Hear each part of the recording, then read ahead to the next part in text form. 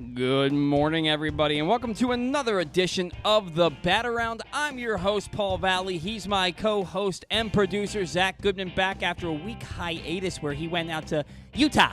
Hey, Utah, give me two. Give me two. Wow, that didn't start like I expected it to. These things are so good, I should have had you get me three. Do you know the movie reference? I do not know the movie reference. Point Break. Point Break? I've never even heard of that movie. Bro. What is this? Who's in this movie? Cut the music. I will cut the music. You got it, Paul. You got it. Cut the music. Cut it early. It is Keanu Reeves. Keanu Reeves. Okay, I know who that is. Star Wars. The Sways. Okay. Did you say Star Wars? Yeah, he's in Star Wars.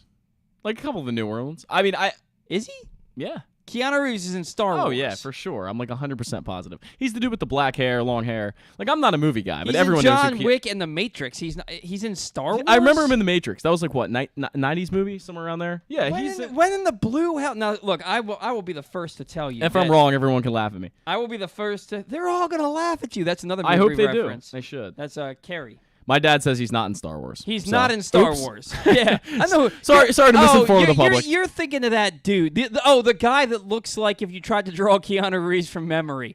That's. No, I don't know who you're talking about. What is that guy's name? Who is the guy who looks like? You know Keanu? what? I remember The Matrix now because I hated that movie. I thought it was terrible. It was just corny. But yeah, that's Keanu Reeves. Okay. Yeah. No. So all right. I just saw this one. Is there a circle that goes around this building? There must be. You're funny. You're funny. What? You're funny. Why? What? It's like how in the Matrix, the black cat goes by twice, and that's how they find out they're in the Matrix. It's a Keanu Reeves reference. Oh, I didn't even realize I was doing it. Nice. I didn't realize I do it. It's been so long since I've seen The Matrix. But they just came out with a new one too. It's like a 2021. Apparently, I'm looking this up. I saw that one. It's interesting. That woman, she walked by on the pathway. I didn't realize that there's a circle path that goes around this building, and she walked by the window twice. That's weird. Anyway, back to we're in the Matrix. Point Break. Keanu Reeves. Okay. The Sways. Patrick Swayze. Yep, I know who that is. Gary Busey. Mm-hmm. Crazy man. And Lori Petty. Who? She plays Kit in A League of Their Own. Okay. So I remember that sister. Character. Yeah. And Anthony Kiedis, the Red Hot Chili Peppers lead singer. He plays one of the rival gang members, and his big line would be, "That would be a waste of time." He's like, "This is where where Keanu, he's circled by all this surfer gang, and they're gonna beat him up. He's like, "This is where you guys tell me that this is locals only and tourists suck." And Anthony Kiedis goes, "That would be a waste of time." And then they beat the crap out of him. Anthony Kiedis at one point in the movie shoots himself in the foot, and it's anyway. So Point Break is a movie where Keanu Reeves, he is a former standout college quarterback. Okay, named Johnny Utah. Johnny Utah, and he blew out his knee. In the championship game, right? As one does. And so now he is a detective in the FBI. I am an FBI agent. That is a line in the movie. Interesting. And so there's this string of bank robberies, but they only happen during the summer. So Gary Busey, he's this older detective, and they're trying to push him out. John C. Reilly. Mm-hmm. He's in the movie as the boss and all that, and you hate him, and he gets knocked out by Gary Busey at one point in the movie. But anyway, they're nobody. I love how well you recall this, dude. It's one of my all-time favorite movies. Okay. You would hate it, but it's one of my all-time favorite. I would hate it. Naturally, yeah. You would absolutely. Hate it. No, you would. You would tell me it's the worst movie you've ever seen. That okay. it's not. Well, down then my I'm gonna mind. watch it tonight. You should. I'm gonna go home. And There's that's the two. first thing They do. remade it in 2015 or something like that, but it sucks. The original is the classic. So anyway, it's this movie. And it's these string of bank robberies that all happened during the summer. And Gary Busey, nobody wants to listen to him because he's the old guy, and they're trying to push him out. His theory is that... Are you looking at your watch? Yeah, I'm reading my dad's texting me about how wrong I was about Keanu Reeves. Yeah. I know. He's telling me about Ted and Bill's Adventure or something like that. Bill and Ted's. Oh, my gosh. Anyway. And his theory is that the bank robbers are surfers and that they rob these banks to fund their endless summer. And it turns out he's right. Wait, this is the FBI guy, or he's Gary Busey investigating this? He's in the FBI. Right. Patrick Swayze plays boating. He's got these long, flowing golden locks, and he's like the guy that everybody wants to be. Yeah. They're all surfers. I'm not going to ruin the plot of the movie. You can probably figure it out.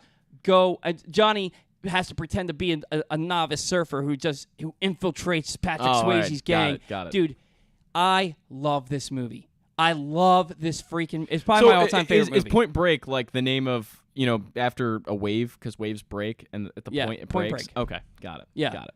Point Break. Cool. Keanu Reeves. Watch it.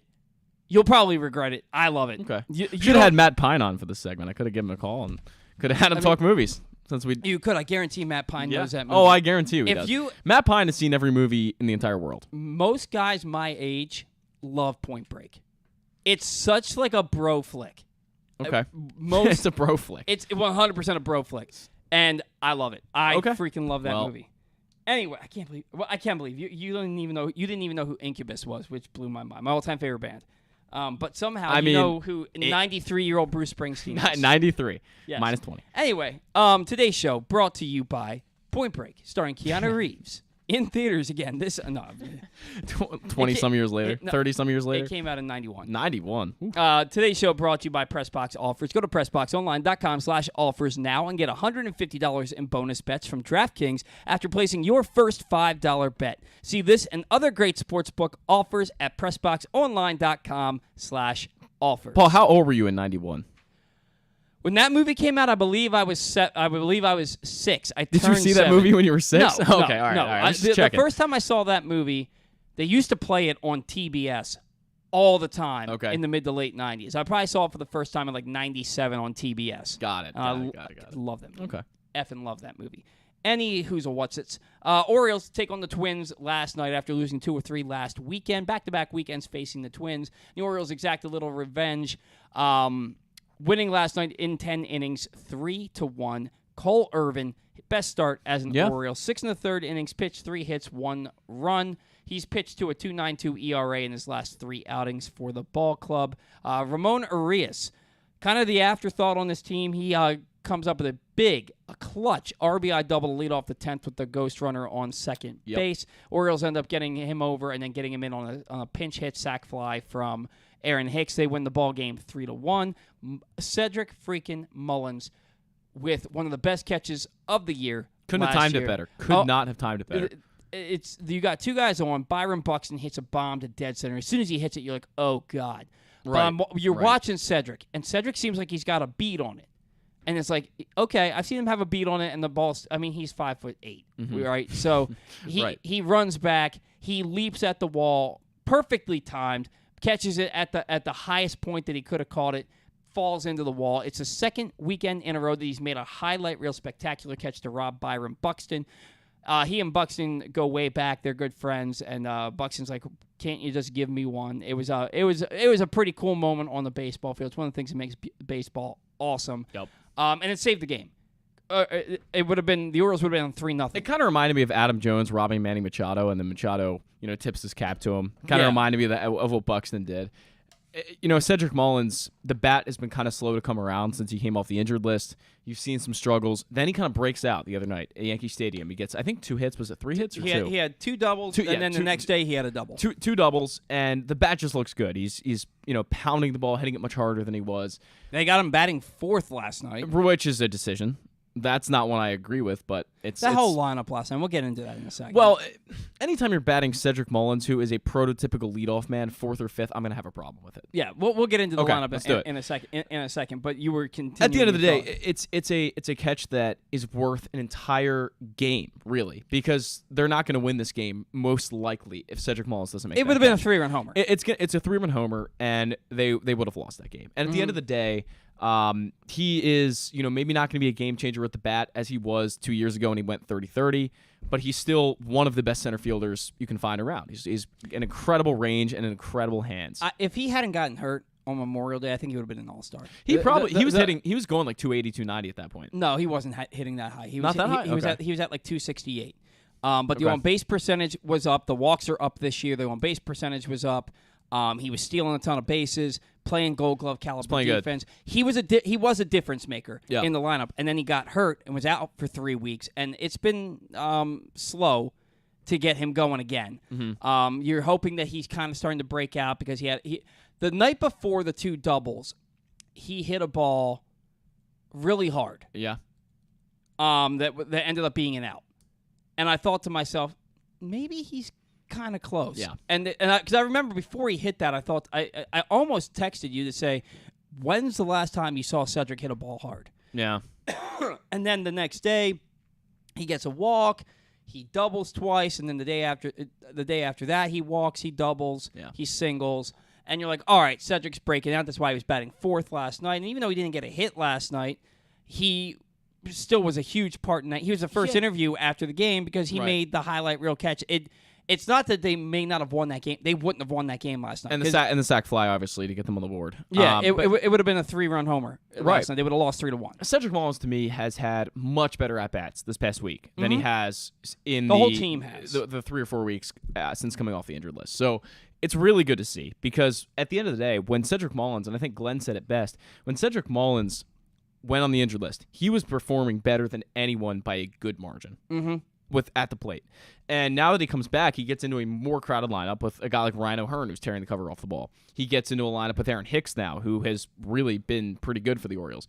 Now he's got to fight with Colton Cowser. Now he's got to fight with, Austin Hayes, starting the All-Star game, who's going to come back pretty soon. Today, probably. Right. There are guys that are going to be in contention for that center field job. And I'm talking about mainly Colton Cowser. But you've got other outfielders coming up. He has to keep proving himself in games like last night and then, in the field and then the game before at the plate. It's good stuff to see from Cedric. And you're going to have to keep seeing it. Look, Cedric, you know that he's going to come back, and they may have brought him back a little too early. He hadn't really gotten things going in the minors yet. And it's been, like we said, been slow to come back. Right. But... And that's normal for a lot of people. Exactly. And we know who Cedric Mullins is. And we know that he's going to get that back going, and he probably already has. Yeah. I don't think that it's a crowded spot for him. I think that Cedric Mullins is your center fielder, and Austin Hayes is your left or right fielder, and Colton Cowser is your left or right fielder, and Anthony Santander is your DH, and Aaron Hicks is your 4th outfielder. If Anthony Santander is here in a year, because I think that possibility is dwindling. Maybe, but he's also having a career year. Which is why I would trade him. When he struck out last night, it snapped the longest strikeoutless streak going in the majors. It had been over 20. It had been at a minimum 22 at bats before he struck out. And actually, I think it had been a minimum 24 at bats since he had last struck out. He's having the best year of his career. He's taking better at bats. He's walking more. He's striking out less. The power's still there. The average is up. The on-base percentage is up. Santander, to me, might have a spot on this team. Maybe. I'd be more inclined to say that, O'Hearn or Mountcastle won't be here in a year. Because a switch hitter who's not even 30 yet that has that kind of power, there's a spot on any team for that. In my opinion, who can also play the outfield and first base, has that kind of defensive versatility for you. Because Heston Kjerstad is going to fill that same role too, and then you have 2 of those guys, except Kjerstad's a lefty. But I'm not quick to trade Anthony Santander right now. I would sell high though. Wouldn't that with Heston Kjerstad? Yeah, Colton Cowser, Austin Hayes is definitely trade bait too. I think that's pretty obvious, given the fact that he got hurt again. He's never really been able to stay on the field, and when he's on the field, this is the first consistent year he's ever had, the only consistent year he's ever had. So, and regardless of that year in the minors, because that year in the minors that he had, where he hit like 30 home runs and he was just unbelievable at every level, doesn't really reflect what he's done at the major league level at all. No. So I think that he definitely could be on the trade table, but it's him and Santander, the 2 guys I think the Orioles could be dangling in a couple weeks. They might be, but then you also have to look at the fact, and we're going to talk. We will talk about this later. You have to think about the fact that are you really going to try and make a playoff run with a team full of rookies? I know how much we value Cowser and Westberg and Gunnar and Ortiz and Kjerstad and Grayson. But when you're going to have, maybe 5 people in your lineup that are rookies this year, and then a rookie on the mound,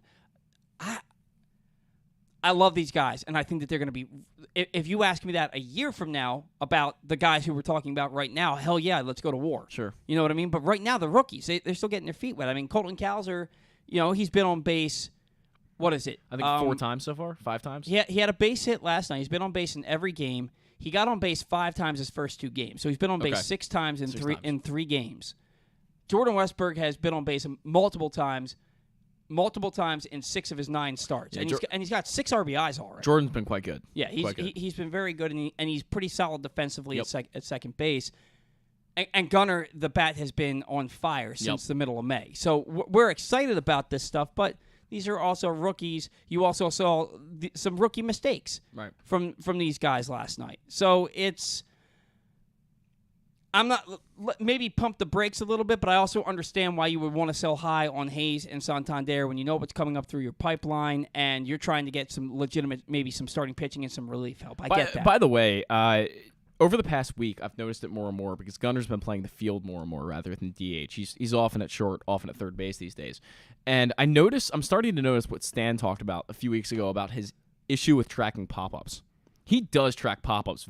He's always backpedaling on them. He's always trying to make a last-second adjustment, which is normal for most guys. But Gunnar does it more than almost anybody I've ever seen. I think Stan's very correct in his assessment there, and I really noticed it over this past week, especially since he's not DHing as much as he's actually playing in the field. Yeah. So maybe that's one of the defensive concerns that people had in the minors. I think he was pretty well celebrated for what he did down there. I mean, he could play everywhere. Maybe second base wasn't really his forte, but he certainly can play the left side of the infield. But tracking pop-ups maybe not his best attribute. Not that it's a problem yet, but it's notable. I've never. I noticed it at the beginning of the year. I haven't noticed it recently, and that's it's just me watching him play the field more and trying to pick it out and trying to cherry pick with him. Yeah, but I'm also distracted a lot watching the games because I've got a pregnant wife. Yeah, and I've got. Congratulations, by the way. Thank you. And I've got a dog who is constantly. We got a new couch coming next week. Oh yeah. And he's constantly trying to jump up on the couch, and we're trying to. We let him up on the couch because like, this is a piece of crap couch, and we love our dog, and we want to like cuddle with him. And now it's like he sheds everywhere. Like we don't want you shedding all over our brand new couch. So we're like trying to teach him not to get on the couch, and it's been a struggle. Yeah. Especially when he has all this energy, and he's like, because he's still only 15 months old, and he wants to be with you and on you and like on top of you. Yeah. So I haven't been able to pay as deep attention. I'm still watching every inning of every game, but I may not be paying attention to how well a shortstop tracks a pop-up because I don't really give Fair a enough. not that I'm saying it's not that I'm undervaluing your point. I just don't pay attention to that stuff. I'm just giving Stan his credit. That's all. Yeah. Colton Cowser, though, the Colton Cowser effect. He comes up in his first game. He gets an RBI single, and he walks. He really kind of jump-starts the Orioles' offense on Wednesday night when they won that game 6-3. Started a big 4-run rally for the team with that RBI single. And it feels like that energy that has been injected into the lineup. You're seeing guys start to take better at bats. Last week, that weekend the series against Cincinnati and against Minnesota, the at bats that the team took as a whole were just awful. Mm-hmm. They were just horrible, awful. And when Cowser came up, it's a noticeable difference. And I'm not saying that he's having an impact, like he's telling these guys how to hit. It's kind of just like.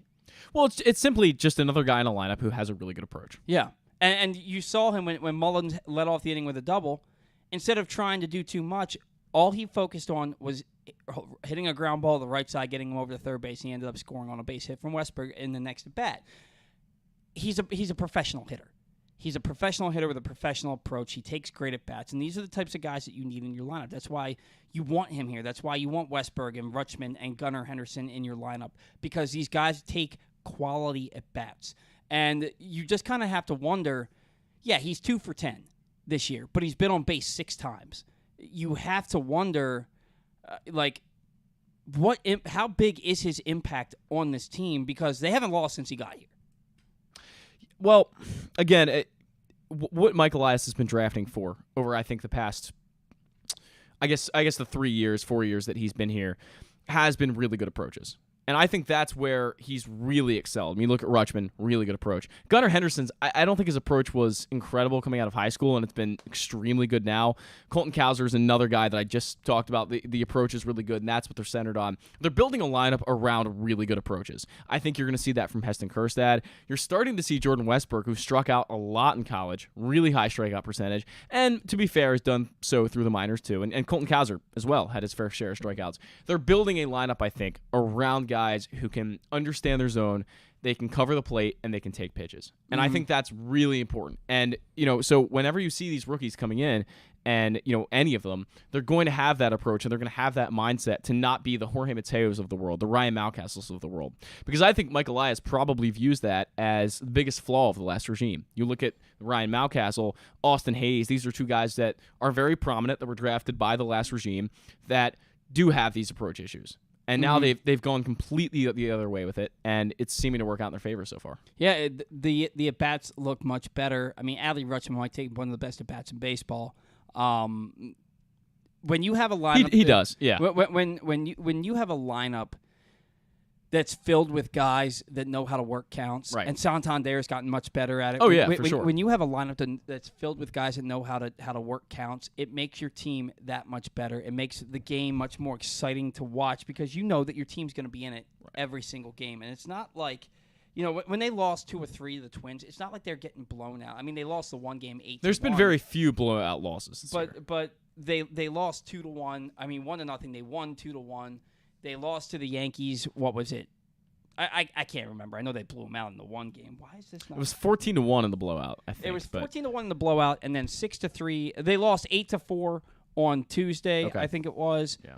And on Monday, I can't remember. I think it was something like 4-1 or something like that. I can't remember. Yeah. But it was Well, and again, you go through a 1-6 stretch, and Jordan Westburg was here for a part of that, but then Colton Cowser comes up after the 1-6 stretch, and you've played remarkably better. And again, like you mentioned, it's not because of Colton Cowser only. He's had an impact for sure. He's been on base every game, but it just adds to the lineup and protects other guys more as well. I mean, it makes guys like Adam Frazier better. It makes guy who also has a great approach. It makes guys like Jorge Mateo better, even though he's still not going to play.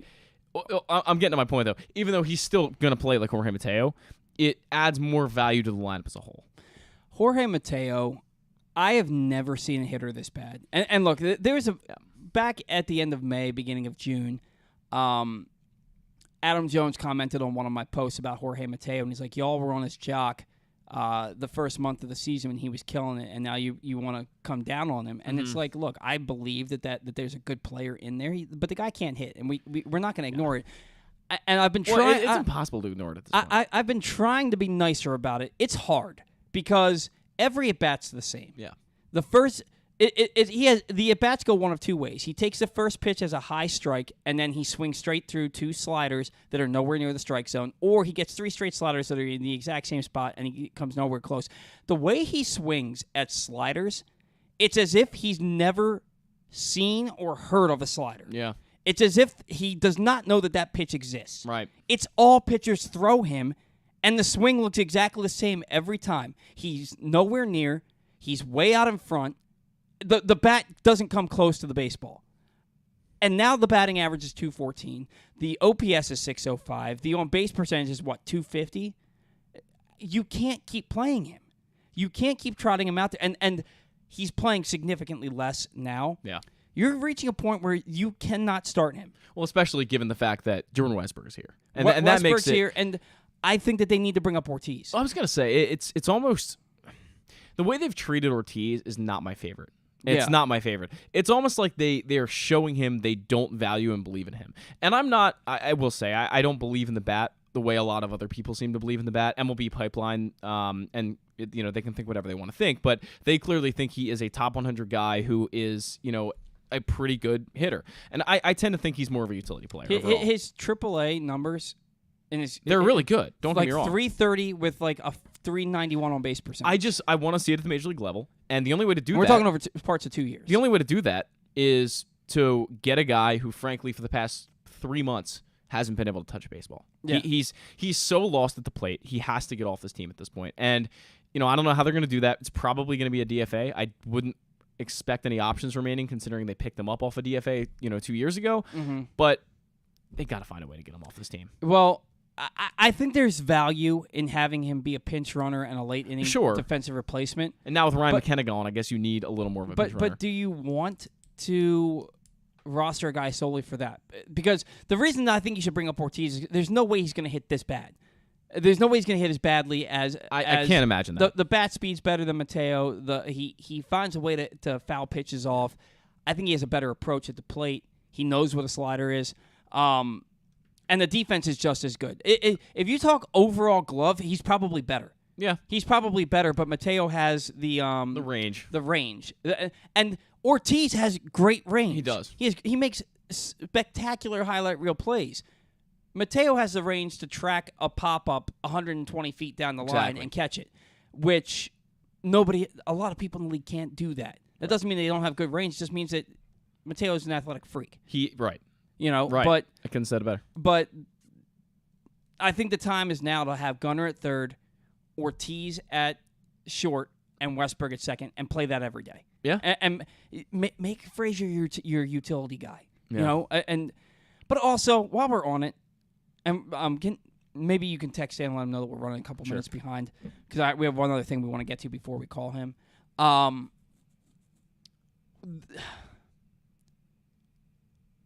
We should not be seeing infielders playing in the outfield ever again.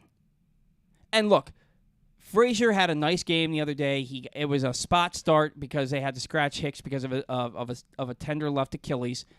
Frazier gets the start in left field. He collects 3 hits, and he throws a guy out at second base trying to stretch a double. But you should not have a second baseman playing left field. No. You shouldn't have a first baseman, Ryan O'Hearn, playing right field. Oh, that's the most egregious one. I don't want to see infielders in the outfield anymore. Yeah. Not when your roster has Austin Hayes, Cedric Mullins, Colton Cowser, Aaron Hicks, and Anthony Santander, who's a Gold Glove finalist in the past. And I don't care what people say. Maybe he's slower than everybody else. He is a good outfielder. Yeah, he is. He's a good right fielder. You have 5 outfielders on your roster who are all more than capable of playing really good defense.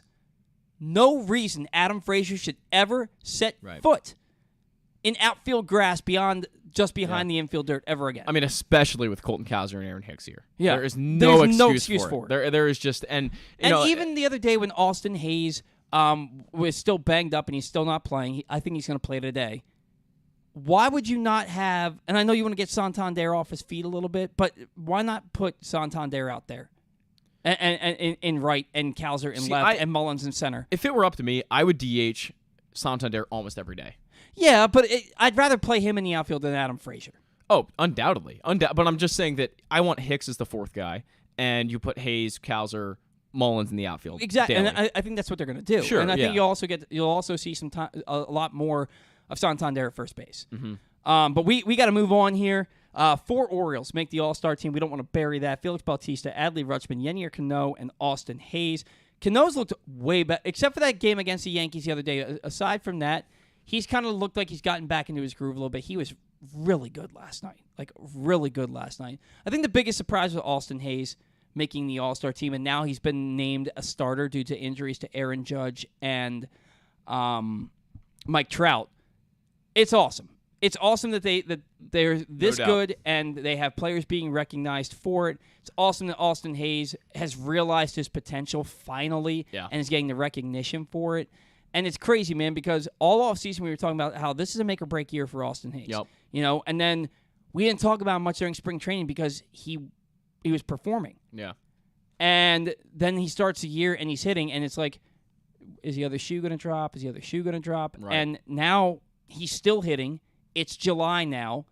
He's still hitting, and now he's starting the All-Star game. Yeah, it's awesome. I remember us talking about beginning of the year. Look, there's guys chasing him down right now. There's Colton Cowser chasing him down. There's Heston Kjerstad. His time may be limited. I mean, I think we all kind of thought that because it really is true when you look at that minor league system and you look at the number of guys that are right on his heels.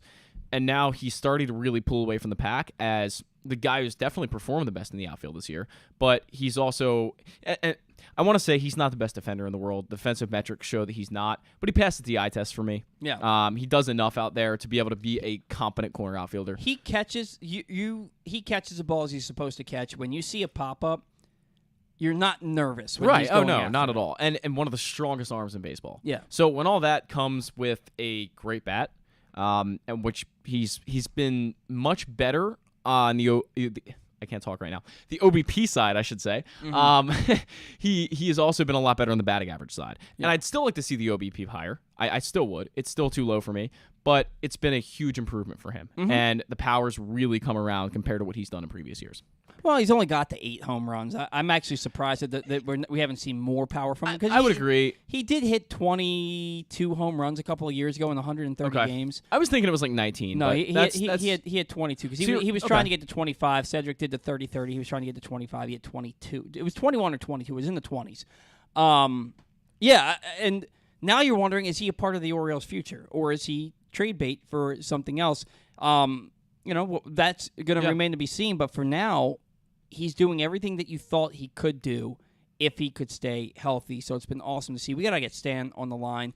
While Zach does that, I want to remind you today's show is brought to you by your local Toyota dealer. The Toyota Tacoma comes in a range of models and trim lines. You can choose the perfect Tacoma to reflect your unique personality and driving habits. Check out buyatoyota.com for deals on new Tacomas from your local Toyota dealer today. All right. Joining us on the line now, he is Stan the Fan Charles. Stan, good morning. You awake there, sir? Yes, sir. Welcome to the show. Wide awake. Wide awake. We were just talking, Stan, about Austin Hayes and about how he's now the one of the AL starting outfielders in the All-Star game. And Stan, it wasn't that long ago that we were talking about how this is a make-or-break year. There are players in the system chasing him down. How big has this year been for Austin Hayes? What does he mean to this team? And is he now putting himself into the conversation to be part of this core moving forward? Sure seems to be. It's one of those good. It's not even a problem yet, but it's a good impending problem to have. Have more talent than you have spots. Mm-hmm. So they'll figure it out. It sure looks to me like he's a part of the good. Good part of the future. Now, with that in mind, and the reason but when you start counting spots, though, so who isn't? I mean, over the last couple of years, I think we've all had Santander, Mullins, and Hayes traded, or just question whether they belong. Now they all belong. Plus, there's Colton Cowser. Plus, there's Heston Kjerstad. It's a crowded group now.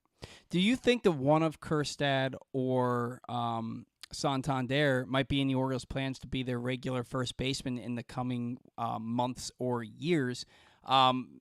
Because I can't. Zach is likes the idea of potentially trading high on Anthony Santander right now. I'm not so sure I'm ready to do that. Do you think that there is a potential for either he or Kjerstad to play first base fairly regularly in the near future? I anticipate that Santander's going to play some first base before we get down the road too much further. I mean, I see O'Hearn has been really a terrific piece, terrific story, but I see him more of a platoon guy. Sure. So when we're facing a left-hander, I think Santander would fit over there at first base. Stan, I was going to ask, how much do you buy O'Hearn right now? Are you, firmly in the camp of this guy can actually hit, this is a great approach, there's a lot of power here, or is this just a little phase he's going through of good hitting? I've always found, and I equate it to the backup quarterback in any NFL city is always the most popular player, and people clamor for him to play more. And then when he plays more, you start to say, I don't know about this guy.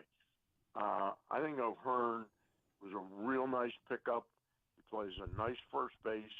He doesn't hurt you defensively in the outfield. Not a great outfielder, but he's certainly a lot better than Isaiah Kiner-Falefa of the Yankees. Oh, he was so bad. He plays a corner. Yeah, in the corner spots, he's horrible. But do I think he's an everyday player? I think if he played every day, he'd start to get exposed a little bit more. I equate him back in the old days when people, my age, were watching the Orioles, we had a player named Jim Dwyer who was a left-hander, and you always wondered why Earl wouldn't play him more. Got to play him more, and then a few times that he got extended looks, it just there's a certain attrition to what he produces. But he's a good story. He's certainly producing fine up to this point. Yeah, last week we were having a conversation about him. He was mired in the 3 for 22 slump, and we thought maybe that him being exposed had arrived, and then he got hot again. Mm-hmm. So you have to feel good about the fact that he went through that slump and he's back scorching the baseball again. I think he chases a little bit, but that's what power hitters do also. So he's doing a fine job for now. I'm not going to look a gift horse in the mouth with that. Stan, he's certainly producing, not to beat up on the dead horse right now, but he's certainly producing at a much higher level, especially against right-handed pitching, than we would be getting out of Ryan Mountcastle. I think that's a fact. Yeah. So, now Stan, it's kind of hard not to notice that the Orioles at-bats have improved with the arrival of Colton Cowser. And I don't know that Cowser has much to do with it or if it's just kind of a coincidence, but the kid comes up, he reaches base 5 times in his first 2 games. He had another base hit last night, so 6 times in 3 games. He had that big RBI single start, that 4-run rally for the Orioles late against the Yankees in that victory on Wednesday night. Would you agree that he looks the part? How big is his addition to this team? And do you anticipate him just flourishing from here?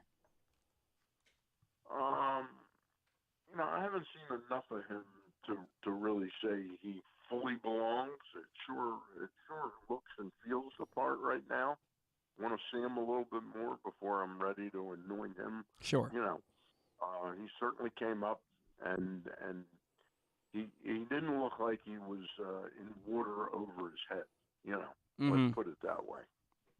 Yeah, and it's I've never really seen him play. The at-bats are good.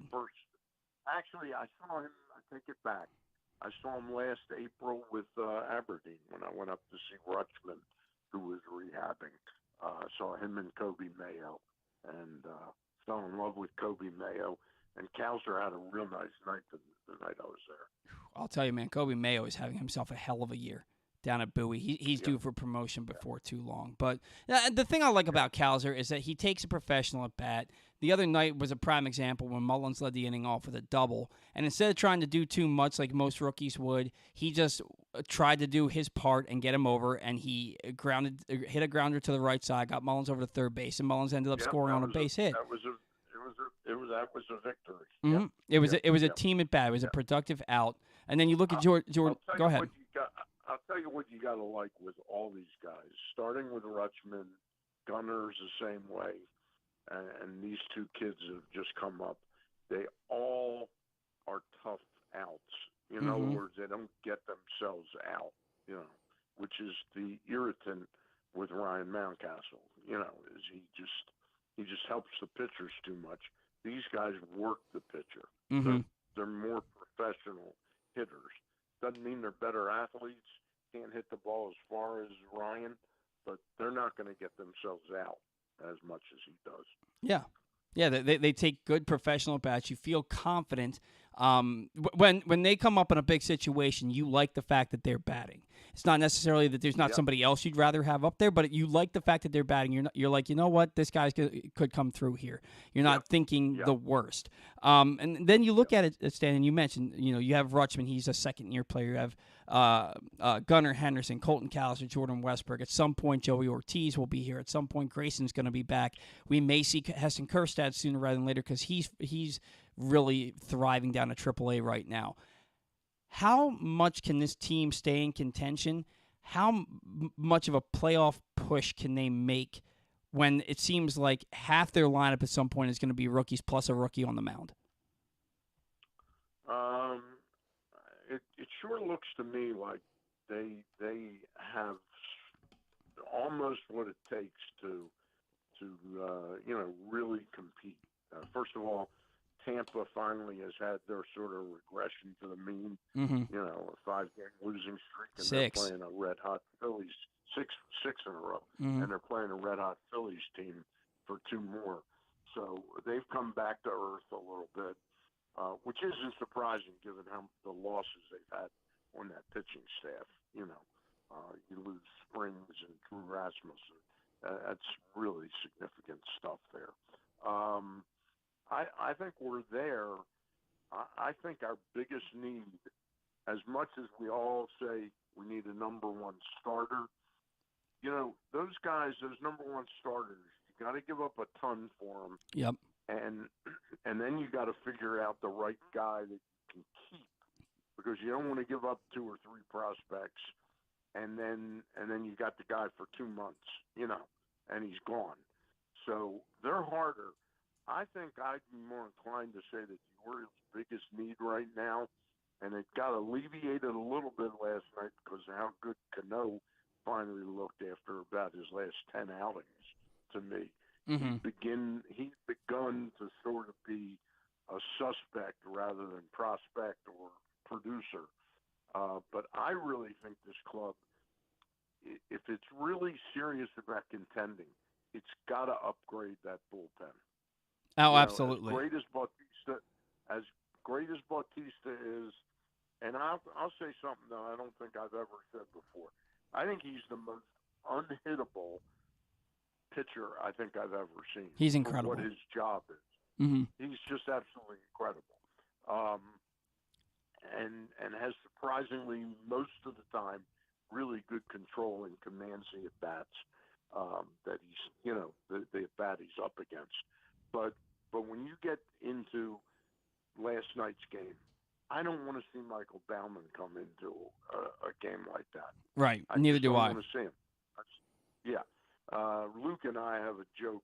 It's like the bullpen after Bautista, and up until last night again, where Cano looked really great last night. Mm-hmm.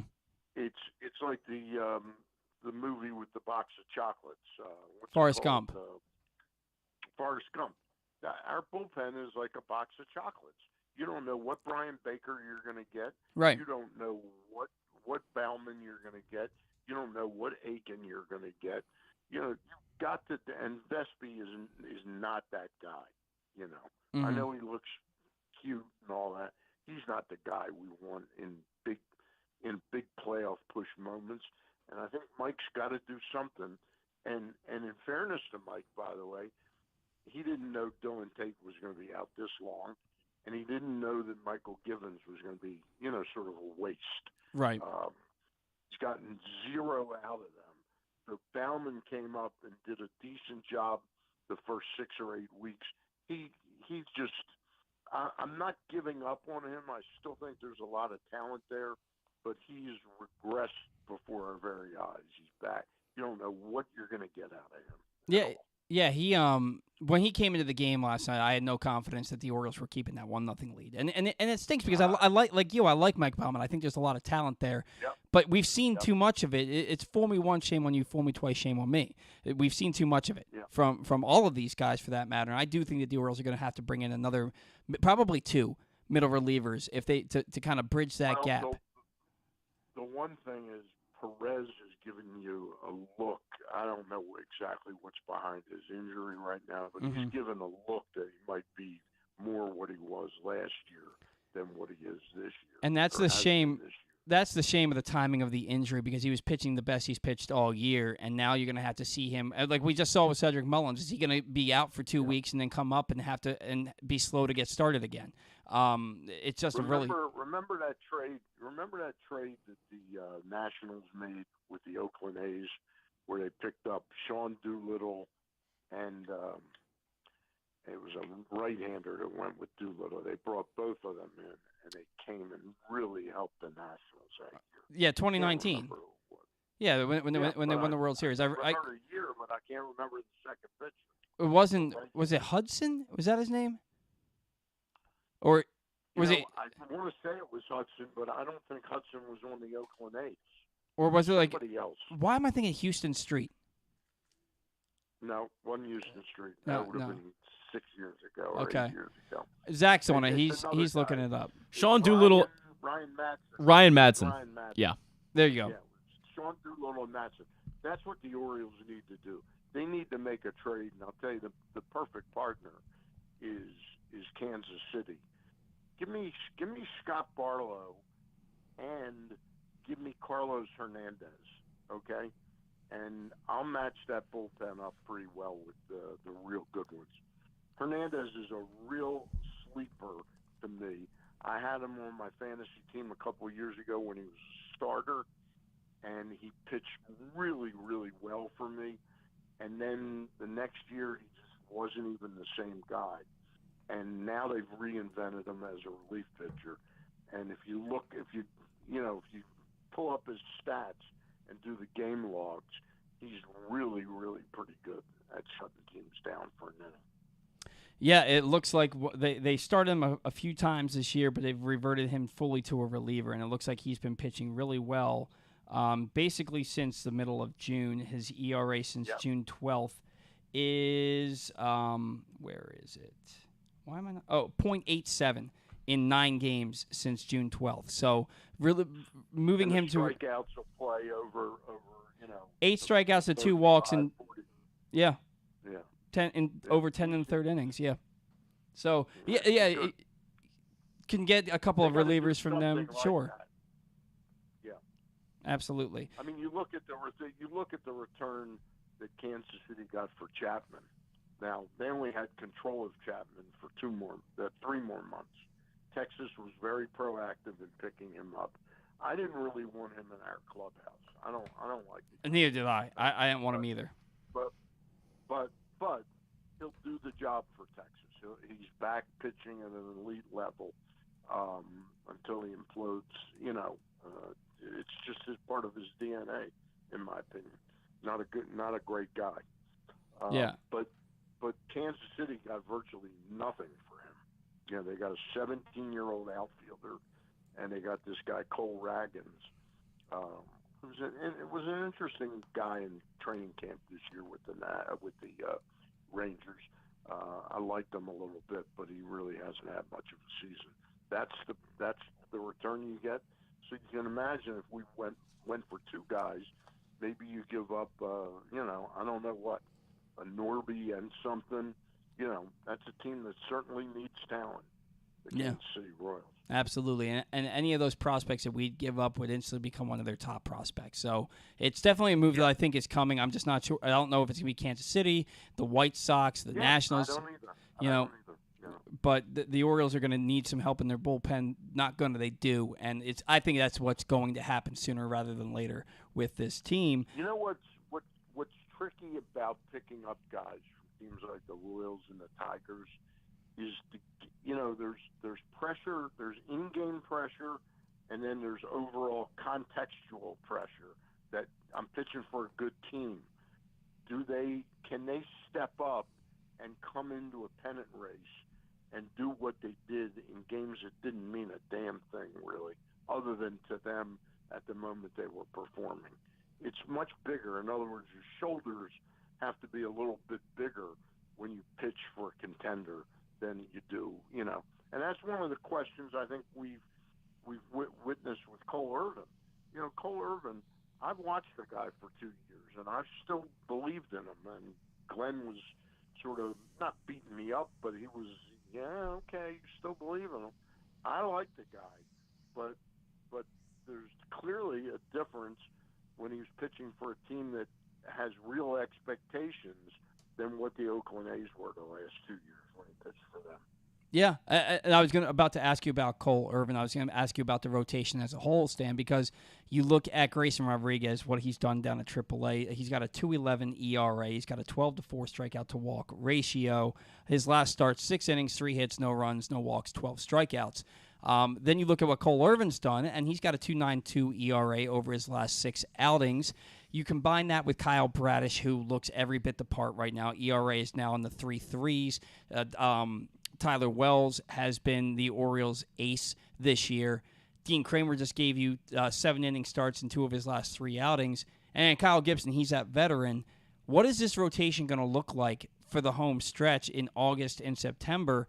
who's going to keep that spot? Is Cole Irvin's spot still safe? Is Kyle Gibson the guy who's going to lose his spot because he's been so bad recently? What are the Orioles going to do with this rotation moving forward? Well, I'm gonna think outside the box a little bit. I know the Orioles probably aren't thinking the same way I am. One of the big concerns about Grayson Rodriguez all along has been how many innings can he pitch? Sure. Okay.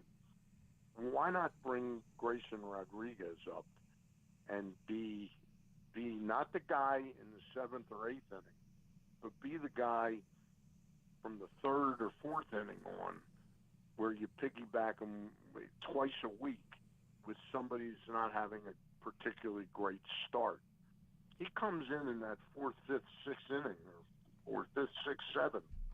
He's going to be unhittable pitching in 2 and 3 inning spurts. It's the way the Orioles used to bring up their best pitchers. A lot of them, Dennis Martinez, Mike Flanagan, Sammy Stewart, they were all starters in the minor leagues. They began to be like the long guys in your, and the long guy is sort of a forgotten guy now because you got so many specialties in your bullpen. Situational lefty, you got the high leverage guy, that there's really no room for what we used to call the long man. Mm-hmm. I think it would be the perfect position for Grayson Rodriguez to really reindoctrinate into the major league. It might be, especially if they don't want to move any of these guys out of the rotation right now. It's something I could. None of them are. I mean, Kyle Bradish looks like he might be on the verge of really turning into really something special. Mm-hmm. But none of them collectively are the ace we think we need. Sure. So how do you make the staff better? And also, and the other possibility would be, slot Grayson Rodriguez in and do what I wanted to do back at the beginning of the year and look like a fool because of how well he was pitching. But I guarantee you, if Tyler Wells pitches in the bullpen for 2-3 innings at a time, he ain't giving up 11, 14 home runs in 40 innings or 60 innings, whatever he's done. Yeah, no, I agree with you on that. You'd be hard pressed to find anybody who would agree with we would be in the minority is what I'm trying to get at there. Well, the reason I like the idea so much with Grayson Rodriguez is because how are you going to have Grayson Rodriguez if you insert him into the rotation? Let's say you did take Kyle Gibson out and you turn him into something else or whatever. But how many innings is he going to give you the rest of the way? You're talking about one guy to be able to pitch in October. I'm telling you, if you slot him in as a 2 to 3 inning guy twice a week, and maybe if you need him in a real pinch in a game that's close, instead of bringing in a Bauman, maybe you have him for an inning, on a third day per week. You sort of keep those innings alive where he's a viable weapon in the postseason. Yeah. How many times have we watched postseason where somebody remember David Price one year with the Tampa Bay? Mm-hmm. They used him in the bullpen. Yeah. Invariably in these playoff series and everything where stuff is so tight, you want a dominant pitcher, and he's potentially a dominant. I don't know if he's a potentially dominant pitcher right now for 7 innings, but give me him for 2 to 3 innings, and I think you'll have a real dominant pitcher, and it's not like you're ruining him as a starter next year. You're sort of getting him up to those innings levels that we all talked about. No, If he makes 14 starts and pitches 6 innings, that's how many innings? That's 60 and 84 innings. And he's pitched, 50 innings down in the minors, and he pitched 35 or 40 in the majors. Suddenly he's at 160, 170 innings. Yeah. The postseason has the income. Yeah, that's true. And that's the thing, Stan. You're looking at the rest of this rotation with Bradish, Kramer, and Wells, and they're all approaching their career highs already in innings Yep. pitched. And, I mean, Wells is on pace for nearly 200. Kramer's on pace for over 180. And Brash is on pace for almost 170. You're going to have all these guys on innings limits. And that's before you even talk about bringing John Means back with his innings limit. So it's going to be interesting to see how they maneuver this rotation for the last 3 months of the season. Stan, what do you got coming up? Got a show Monday. I think we're going to do it at 4:00. Luke Jackson, Ross Grimsley, and myself. And Thursday, I just confirmed Bill Stetka is going to join us, and we're going to go down memory lane and talk about the 1983 team. It's hard to believe it's 40 years since the Orioles won a World Series, but that team's had some adversity it faced that year. 2 7-game losing streaks, 4 3-game losing streaks, but they played some real special baseball in between all that. And how about if I tell you to the tune of 40-5 in the non-losing streaks? Wow. 40-5 over 3 months. That's impressive. So we'll talk about that on Thursday night with Bill Stetka. That'll be at 7:00. All right. Well, we will certainly look forward. I want to remind everybody to watch the Futures game tonight.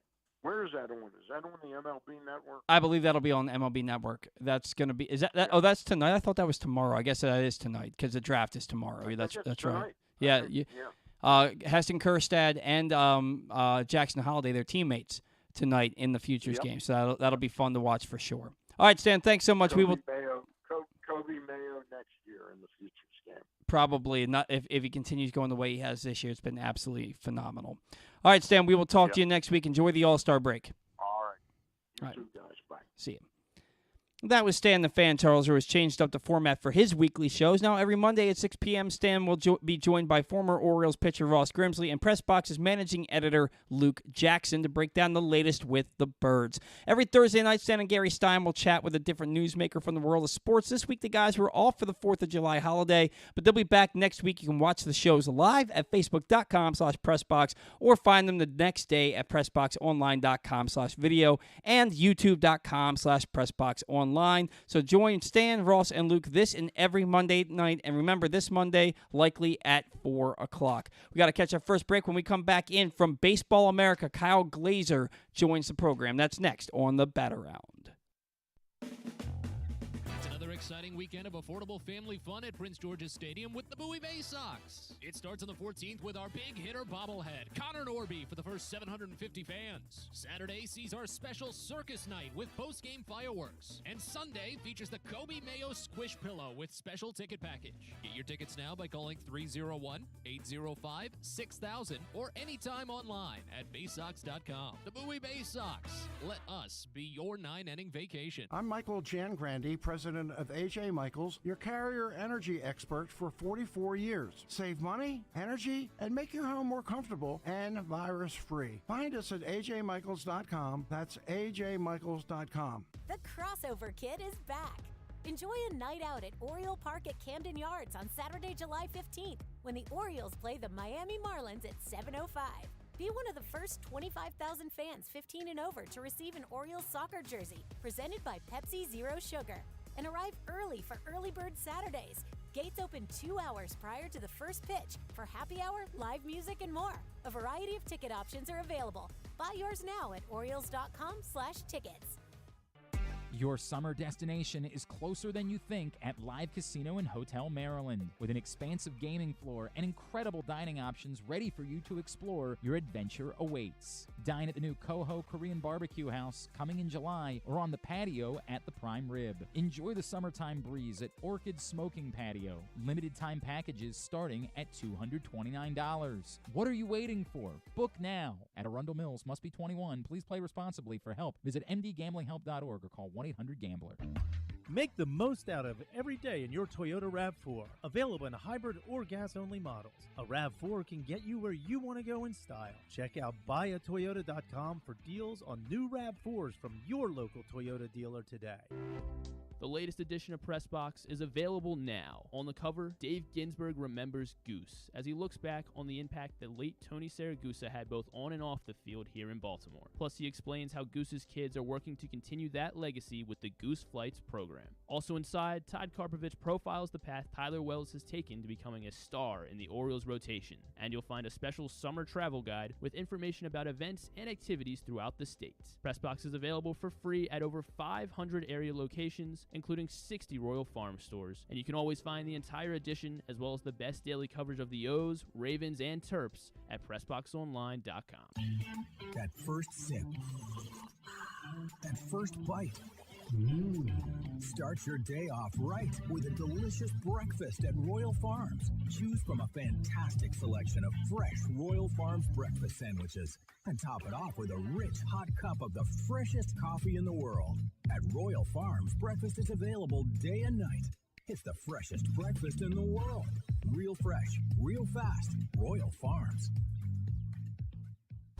Costas Inn has been serving up delicious steamed crabs for over 50 years. Lately, the crabs you want to eat when the weather warms up have gotten harder and harder to get. So get your crab eating game plan in place. Make sure to stick this number on your fridge, 410-477-1975. Call ahead and reserve the size crabs you want. You may be able to walk in, but you may also be disappointed at the size or maybe even get shut out altogether. So call ahead, have a plan, and then arrive on your crab eating vacation. Costas also has delicious crab soup and crab cakes. The Costas Inn at 4100 North Point Boulevard. For more than 50 years, they've been satisfying crab lovers in and around Baltimore.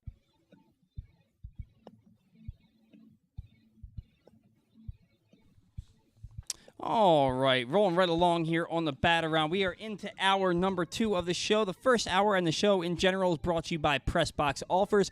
PressBox is offering new sports bettors the best sign-up bonuses and promos from 7 legal online sports books. Go to PressBoxOnline.com/offers now and get offers like $150 in bonus bets from DraftKings after placing your first $10 bet, or up to $1,250 in bonus bets from Caesars. Time is limited to get the best offers from all of the sports books. Go to PressBoxOnline.com/offers and sign up today.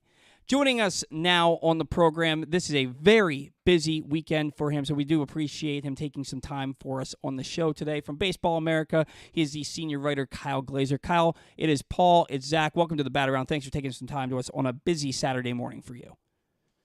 Yeah, no problem. Happy to join you guys. And we're happy to have you. Big weekend for baseball as a whole. As the Futures game is this evening. The draft is tomorrow night. Then you have the Home Run Derby on Monday, the All-Star game on Tuesday. Exciting times in the baseball world and exciting times for the Baltimore Orioles, Kyle. And we will get to the draft here momentarily. But the Orioles did call up Colton Cowser and Jordan Westburg over the last 10 days or so. And they've made an immediate impact. Cowser reaching base 6 times in his first 3 games. Westburg 6 RBIs with a .400 on base percentage in his first 10 games. Are the Orioles looking at 2 special players here? And in the case of Westburg, we haven't really seen him in the same ranks, rated as highly as some of the guys like Rutschman, Henderson, Cowser, Holiday. But how good of a player is he, and what are the Orioles getting from these guys? Yeah, I mean, both Colton Cowser and Jordan Westburg are guys who project to be above-average starters in the major leagues on a competitive team. Westburg has ranked in our top 100. He hasn't been as high as the other guys, but he's a very good player who, he's a really, really good defender. He can play both short and third wherever you kind of need him. He can hit a little bit for average. He's shown power. I mean, he's a very good player, and that's what the Orioles' strength is. They've had a really, really good position player group of prospects for the last couple of years they've built, and now we're seeing those guys get to the majors with Abney, with Gunnar, with Colton, with Jordan Westburg. I mean, this is kind of a nice homegrown core you can build with and win with as a nice foundation. And one of the guys that doesn't get talked about a lot, but he's also a top 100 prospect, is Joey Ortiz. We've seen the struggles from Jorge Mateo. Every at-bat seems to be the same for the last 2.5 months. Are you surprised that Joey Ortiz hasn't been called up for good and hasn't taken over as a starting shortstop on this team? Yes, definitely. The Orioles seem to be sticking with Jorge Mateo for reasons no one can quite understand. I mean, he's a very good defender, but that's also true of Joey Ortiz. And I think at a certain point you need to get someone in there who can hit. So Joey Ortiz, at the very least, deserves a shot over Jorge Mateo at this point. All right, and then finally, Grayson Rodriguez absolutely shoving down a AAA, 2.11 ERA and 7 starts down there, 12 strikeouts, no walks, 3 hits, no runs. His last outing. Is he due for another promotion after the break? Our previous guys was talking about maybe the Orioles to limit his innings, putting him in long relief until he's ready to become a full-time starter next year at the big league level. What are your thoughts on that idea? Is he ready to go now? Yeah, I mean, again, there's a long history of guys who really struggle their first time or two in the big leagues and end up perfectly fine. You look at Lucas Giolito and Tyler Glass now, just 2 recent examples. He got up, had a tough time, going back down, work on some things, and I think in an optimal world, you want him to be a starter. As much as we talk about the Orioles, the success they're having, the rotation ERA is one of the 10 worst in Major League Baseball. Mm-hmm. And Grayson Rodriguez has the talent to be a really, really good starting pitcher in the Major Leagues. I think if you're the Orioles, you want him in your rotation. And I think that's really what they should be going for here is get him back down, AAA, work on things he needs to work on to be a starter in the major leagues, not a long reliever. Well, and I think that's the goal ultimately. We're thinking more so just because of the innings limit. Is there any concern about the innings, or they should just let him go? I think if you want to be a competitive, contending team, you need to put your best pitchers on the mound, and that means letting him go. Sure. I think obviously you don't want to be foolish about it, but at this point in the season, it's not like he's going to go out there and have a 200-inning type of season anyway. I think you need to be smart about it, but you bring him up as a starter, you use him as a starter, and let him pitch. Yeah, no, I think I agree with you on that one, Kyle, for sure. Now, the Orioles in their system, they don't have a ton of pitching behind Grayson Rodriguez. We used to talk about DL Hall, but he has not been what we expect him to be, and he's not even in affiliated ball right now. He's down in Sarasota working back his strength. And the reason that I'm talking about the pitching is because the cupboard seems to be pretty bare beyond those two, and the Orioles are out of the top 5 in the draft for the first time since 2018, picking at number 17. We've seen Hurston Waldrop out of Florida linked to them a number of times. Is there any chance that for the first time in this regime's history that they go with a pitcher in the first round of the draft? I mean, there's always a chance. Never say never. But look, this is a front office regime that very, very, very strongly prefers drafting and developing homegrown position players. Mm-hmm. Mike Elias, you go back to his days with the Astros, they did not do very well when they selected pitchers with their top picks. You look at Mark Appel, you look at Forrest Whitley, you look at J.B. Bukauskas. It was when they drafted hitters. And the Astros model, the way they won, is they drafted a homegrown position player core, and they acquired the pitchers in trades. Justin Verlander, Garrett Cole, those were guys they acquired in trades as established commodities. So, we'll see. A lot of it really is just going to come down to who's available, right? I mean, we can talk as much as we want about organizational philosophy, but you have to take the best player available in the draft in baseball, and that might be a pitcher potentially. I will say this. This is a draft that is very, very, very strong on hitters, both college and high school, and there's not a lot of great pitching in this draft, especially once you get past, the top couple guys and Paul Skeens and Noble Meyer. So more likely than not, a hitter is going to be the best player available at 17. We just kind of have to see how everything falls, but I think given this organization's history, you probably would say they're more likely to take a hitter than a pitcher, and that kind of lines up with the strength of this class as well. How deep is this draft class? Is there potentially a top 10 prospect that could fall to the Orioles at 17? Top 10 all of baseball?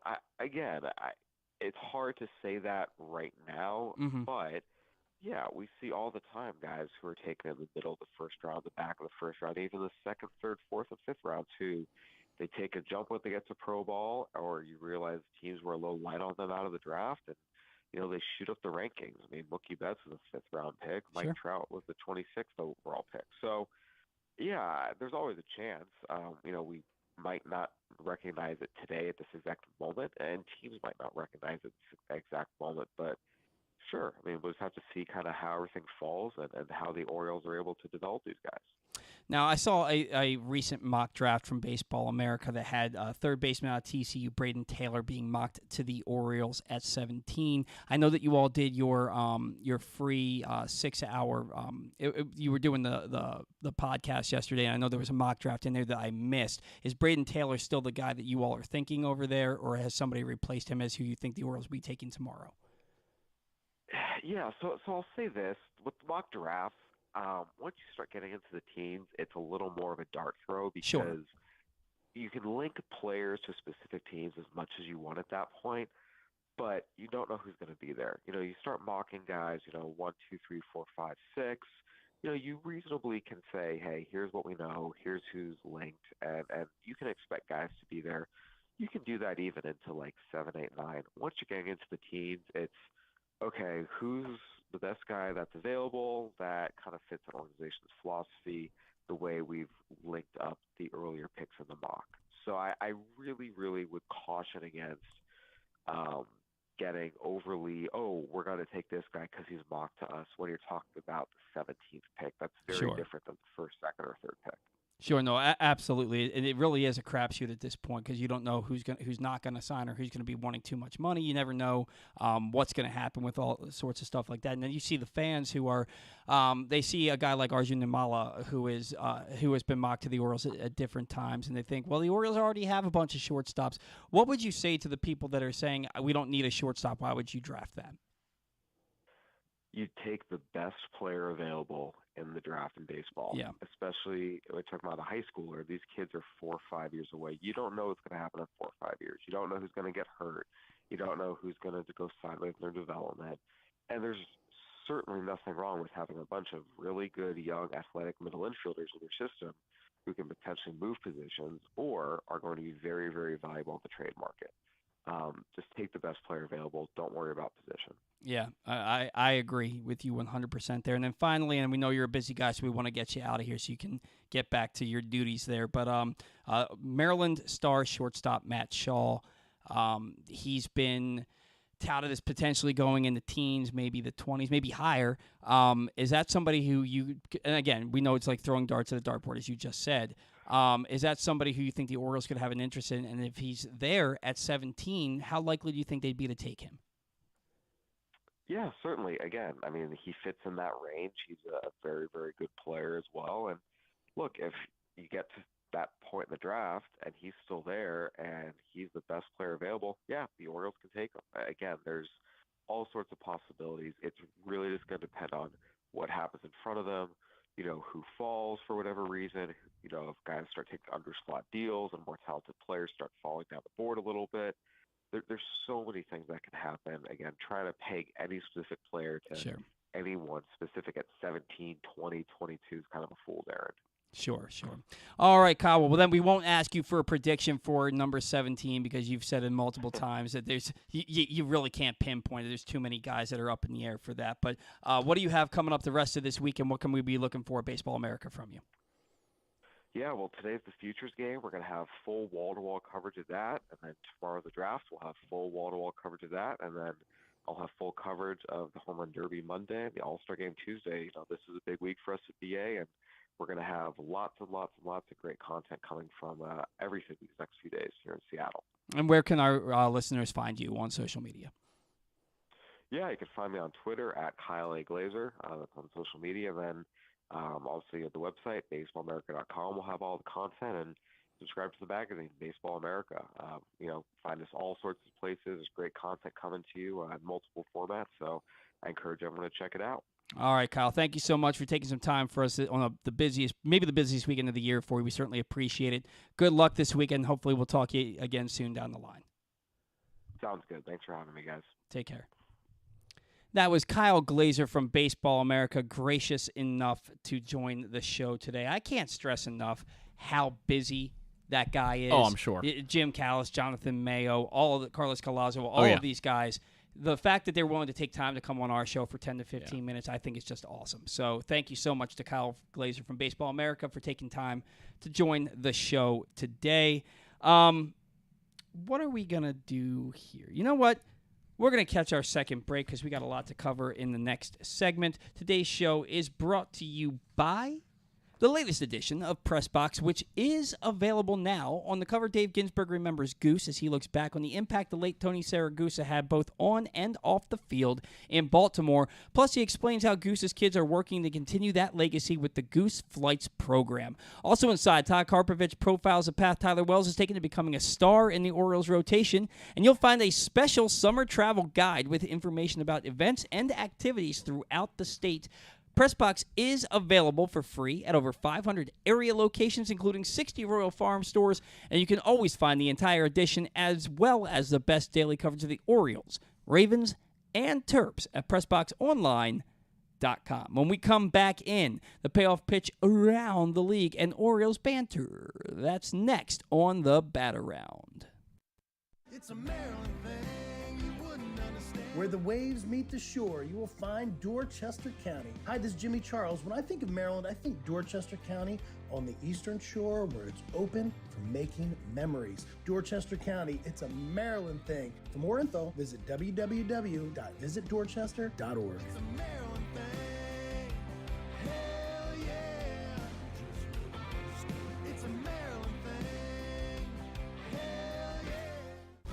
Costas Inn has been serving up delicious steamed crabs for over 50 years. Lately, the crabs you want to eat when the weather warms up have gotten harder and harder to get. So get your crab eating game plan in place. Make sure to stick this number on your fridge, 410-477-1975. Call ahead and reserve the size crabs you want. You may be able to walk in, but you may also be disappointed at the size or maybe even get shut out altogether. So call ahead, have a plan, and then arrive on your crab eating vacation. Costas also has delicious crab soup and crab cakes. The Costas Inn at 4100 North Point Boulevard. For more than 50 years, they've been satisfying crab lovers in and around Baltimore. The All-America Senior Game powered by New Balance will be back at Johns Hopkins Homewood Field on July 29th. The most decorated girls and boys lacrosse players in the country have been invited to play in what is the premier lacrosse event of the year. Every college coach wants their players in this game, and if you dream of being in this game, you start by trying out for one of your regional underclass teams this summer. The best against the best. Get your tickets now at allamericalacrosse.com.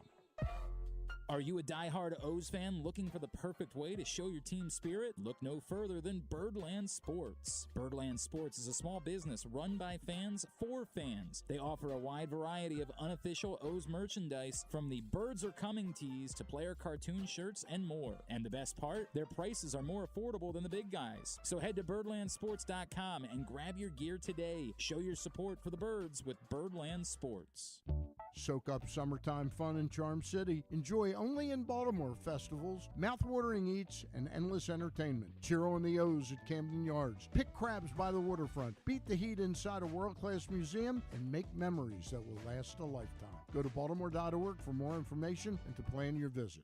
I'm Griffin Bass, and I have the extraordinary, mind-blowing, and life-affirming pleasure of being the new producer for the absolute funniest, smartest, and most handsome sports host in all of Baltimore. Wait a second, Glenn. I'm working for you, not Jeremy Kahn.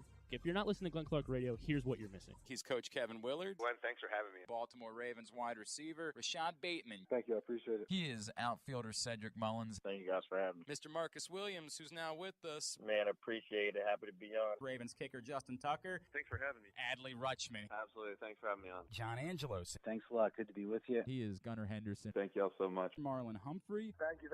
Talia Tungavailoa. Thank you guys for having me. He is J.K. Dobbins. Thank you for having me. I had a great time. The great Ray Lewis. Always good to be on. He is Mr. Cal Ripken Jr. Good chatting with you. Watch Glenn Clark Radio at youtube.com/PressBoxOnline and listen live at PressBoxOnline.com/radio or anytime on Apple, Spotify, Amazon, or anywhere you get your podcasts. I'm Michael Jangrandy, president of AJ Michaels, your carrier energy expert for 44 years. Save money, energy, and make your home more comfortable and virus-free. Find us at ajmichaels.com. That's ajmichaels.com. All electronic tolling is here to stay in Maryland, and DriveEasyMD.com helps you cruise a little easier. We're Maryland's tolling resource, home to Easy Pass, pay-by-plate, and video tolling. It's never been easier to pay your way. DriveEasyMD.com. We'll keep you moving.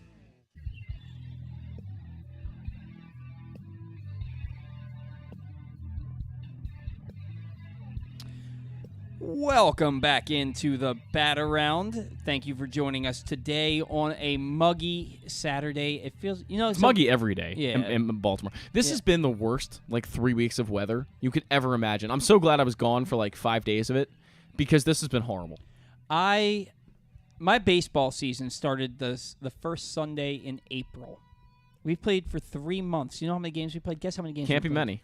6. It rains every day. We've played Yeah. 6 games in 3 months. And No, it's I know. It's 91% chance of rain at game time tomorrow. Tomorrow is supposed to be an absolute downpour. Yeah. So, yeah. And I'm supposed to good. play golf in Maryland Golf and Country Club tomorrow, too. So Yeah. Awesome. Rain.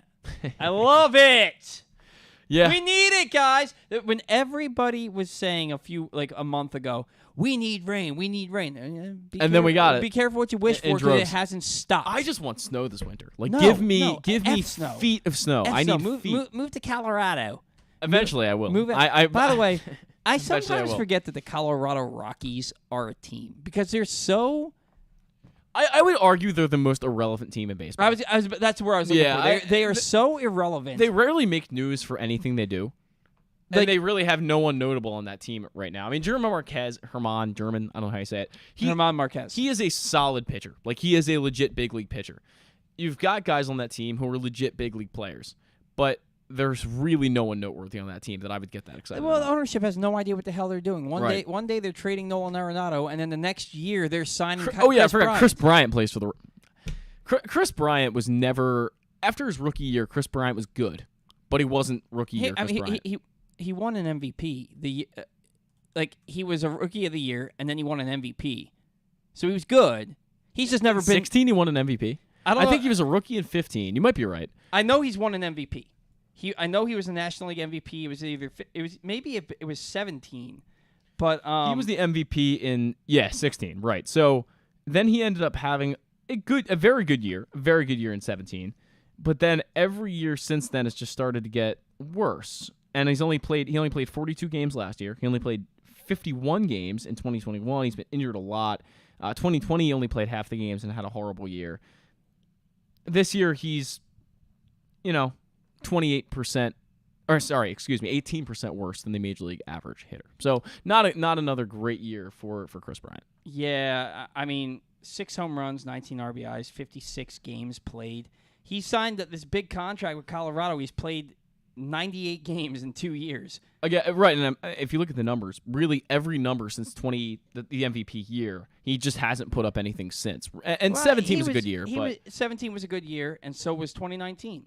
But the home runs have completely dropped off. He had 31 in 2019. He had 25 in 2021. The home runs haven't dropped off. He just hasn't played. 31. Oh, yeah, you're right. 31, 29. Yeah, I mean... He was an all-star. He was an all-star in 2021 also. I mean, he's a good player. He's been better than I thought, I guess, but... He's a good player. The problem is he doesn't stay on the field. Absolutely. He hasn't played 150 games since 2017, and he's only played 140 games twice since 2019. What's amazing is he struck out almost 200 times his rookie year. And still won. He's actually really cut that number down. So that's one thing. Well, I mean, he struck out 199 times to lead the majors, but he also slashed 275, 369, 488, quite a good year. 58 he's got an 869 career OPS and a 374 career on base percentage. He's a damn good baseball player. He's just never on the field. Yeah, and he's getting paid. I guess that's true. Over $20 million a year to not play. I underrated him. I was thinking he was worse than he has been. He's actually been pretty good. After that debacle 2 weeks ago with take to rake, I have to check up on your numbers. I mean, I'm just going off my memory, and I don't remember Chris Bryant ever being what he was in that MVP year or his rookie year. I just remember him being quite worse, and he's been slightly worse, but he's still been, like you said, a damn good baseball player. When he plays, he's very good. When he plays consistently, where I'm saying there's not a big lull 3 weeks on the IL, then he plays 10 games and he's back on the IL. When he plays consistently, the numbers are going to be there. Yeah. He is a very good baseball player. It looks to be that way. But you're right about the Rockies' path overall, which is what got us to the whole Chris Bryant situation, is that they really, and I did a sounding off segment on it probably 2 years ago at this point, that I thought the Rockies had no path because you trade away, again, Nolan Arenado, the maybe the best player in your franchise history, or certainly one of them, and then next year you go out and sign Chris Bryant? Yeah, they have no idea what they're doing. For $170 million they signed Chris They Bryant gave him for? a lot of money. And maybe if he's on the field, he's worth that. I mean, I would argue he is. If you look at the numbers, which I was drastically underrating him, but that's confusing. And they signed Marquez, I think, to a $50 million extension just like 2 years ago or a year and a half ago. So they are in an interesting situation. Brendan Rodgers is a guy I've always liked, though. I will say. I mean, there's some guys. I love Charlie Blackmon. He's a yeah, sure. I love Charlie Blackmon. Ryan McMahon's really come on in the past year and a half. You look at, I've always been a Jerkson Profar fan. I think he's a fun utility player, kind of like a better Ryan Flaherty, where That's Ryan Flaherty. Ryan Flaherty. But no, there's some okay players on this team. Kyle Freeland is not a bad pitcher overall, but no one to really get excited about. What a thing to say about a player. He's not a bad pitcher. He's not a bad pitcher. Like Kyle Freeland is a very average major league pitcher. He's not a good pitcher. He's not a bad pitcher. He's a guy. He's a guy. He's a pitcher. It's like Kyle Gibson. Like he's a guy. Kyle Freeland is a pitcher. Yes. All the Kyles. Kyle Freeland pitches. I mean, Kyle Bradish is a very good pitcher. Right now, he literally, if we're talking about the epitome of average, he is the epitome of average. He is a 101 ERA plus, so he's 1% better than the average major league pitcher. The epitome of average would be 100 then. Well, I guess. But let me back up here, Paul.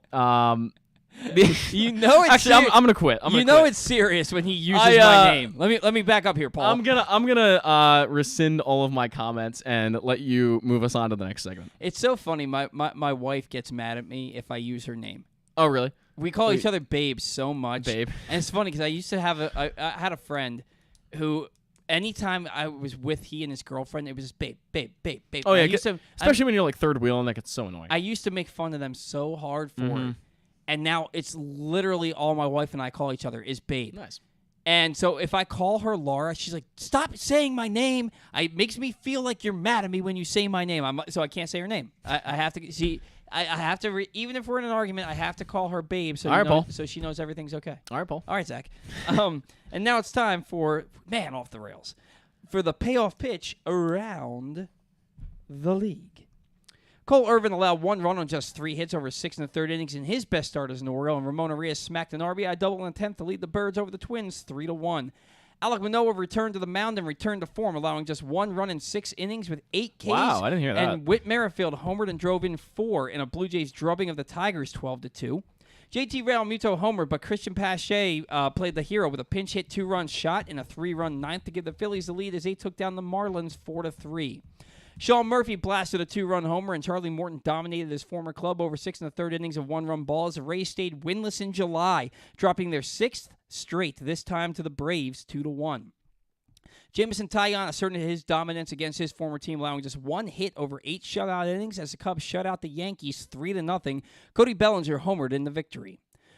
Where did that go? Sorry. My screen went too far down. Corey Seager and Adolis Garcia each homered to lead the Rangers over the Nationals 7-2. Joey Menezes homered twice to account for the Nationals' offense in the loss. Jarren Duran, Justin Turner, and Alex Verdugo each collected 2 hits and an RBI, and the Red Sox defeated the A's 7-3. Aaron Savali tossed 7 shutout innings, allowing just 2 hits to lead the Guardians over the Royals 3-0. Josh Bell homered in the victory. In a back-and-forth affair that saw Nolan Arenado hit 2 2-run homers, it was a bases-loaded walk in the bottom of the 7th that won it for the White Sox 8-7 over the Cardinals. Luis Robert, the 1-seed in Monday's home run derby, homered to tie the game at 7 in the 7th. The Mariners tallied 9 runs on 6 hits, 3 walks, and a hit by pitch in the 4th inning to chase starter Hunter Brown as Seattle toppled Houston 10-1. Willie Adames homered and drove in 3 to back 6 innings, a 2-run ball from Corbin Burns as the Brewers upended the Reds 7-3. Lourdes Gurriel homered and doubled twice to drive in 4, and Zach Gallen scattered 4 hits across 7 innings, a 1-run ball to pick up his 11th victory as the D-backs cruised to a 7-3 victory over the Pirates. Francisco Lindor homered and added an RBI single on a 4-run 10th as the Mets took down the underachieving Padres 7-5. Manny Machado homered, doubled, and drove in 3 for the Padres. Zach, on the show in this segment just last week, Griffin and I were talking about how Manny was having the worst season of his career with an OPS of 678. Since then, in 6 games, he's 11 for 25, 4 home runs, 11 RBIs, 440, 500, 960. Still your favorite player? So I love Manny Machado. Yeah, I but love him too. He is well over 700 now for his OPS. 1 week, he's just absolutely torched it. Yeah, that's good. Mookie Betts homered twice while Freddie Freeman, J.D. Martinez, and Will Smith added bombs of their own as the Dodgers laid waste to the Angels 11-4. J.D. Martinez now second on the team with 21 home runs and tied for first with 61 RBIs. Former number 1 overall pick Mickey Moniak continued his breakout season in the loss, collecting 2 hits, including his 10th home run, and is now batting .310 with a .992 OPS in just 37 games. So Mickey Moniak really proving why he was the number 1 overall pick by the Phillies back in 2016. And then finally, those irrelevant Colorado Rockies took on the San Francisco Giants. Ezekiel Tovar hit a big 3-run homer in the 7th inning to break a 2-2 tie, and Austin Gomer allowed 2 runs over 6 innings to pick up the victory as the Rockies beat the Giants 5-2. Don't look now, but Gomer has allowed just 2 runs in each of his last 3 starts that has seen his ERA drop from 7.10 to 6.40. Yeah, I feel like the Rockies and the Marlins are those 2 teams where you never really hear about. Like the Marlins are playing really good baseball and they this are. year. They're playing. Luis Arias is having the greatest year of his career, and he could possibly hit 400. Although I believe he's in the lower 390s now, or maybe even lower than 386 that. after 1 for 4 last night. So they're a team that has been really exciting, great young, whole core really, and you never hear anything about them. But the Rockies are another team you don't hear anything about, but rightfully so. The Colorado Rockies. Let me tell you that I did both of these segments last week. Yeah. Preparing them on a Friday night sucked. Yeah, it takes a little So while. actually, Griffin read the segment, but I prepared it. Okay. For the What's Got on it, Tap, got and it sucked. Doing that on Friday night I have was awful. I have a secret for you on how to do it. I'll show you after the show. I'm never going to do We'll it discuss. again. Okay. Drew Smiley, the lefty veteran, takes on the righty veteran, Garrett Cole, at a 105 game at Yankee Stadium, Cubs and the Yankees. Kevin Gausman, the former Oriole, takes on Matt Manning, the Tigers righty. That's 110 at Comerica Park, Blue Jays and Tigers. Tyler Wells goes for your Baltimore Orioles against one of the best pitchers in baseball this year, Sonny Gray, against the Twins, 210 at Target game Field. the Orioles won last weekend against the Twins. That's true. Miles Michaelis faces Touki Toussaint for the White Sox, 210 at Guaranteed Rate Field, the Cardinals and the Sox. Rockies and Giants, 405 at Oracle Park, Connor Siebold and Ryan Walker. Siebold looks to get it going, 6.62 ERA. He needs to get it going this year. Andrew Heaney takes on Jake Irvin, Texas and Washington, 405 at Nationals Park. Brady Singer takes on Gavin Williams as the Royals battle the Guardians in a AL Central battle. That's 410 in Cleveland. Paul Blackburn, who could possibly be traded these next few weeks, takes on the lefty veteran James Paxton. The A's and the Red Sox, 410 at Fenway Park. Pirates take on the D-backs, 410 at Chase Field. Mitch Keller goes against to be determined. Rangers Suarez takes on Braxton Garrett. Phillies and the Marlins, another in-division battle, 410 at Lone Depot Park. The Reds take on the Brewers. Luke Weaver, he'll go against Colin Ray, 410 at American Family Field in Milwaukee. Brian Wu takes on the lefty superstar pitcher Framber Valdez as the Mariners battle the Astros, 7-15 in Houston. Spencer Strider is already 10-2 on the year, takes on Taj Bradley as the Braves look to keep going with that losing streak that the Rays have had over the past 6 games, 7-15 at Tropicana Field. Reed Detmers takes on to be determined as the Angels go just a little bit south to battle the Dodgers, 9-10 at Dodger Stadium. Mets and the Padres, final game of the night, 10-10. David Peterson, the lefty, takes on another lefty in Blake Snell, who's kind of having a resurgence year here, 10-10 at Petco Park. That's what we got on tap, Paul. So the Orioles lineup is out. Interesting. I didn't see this.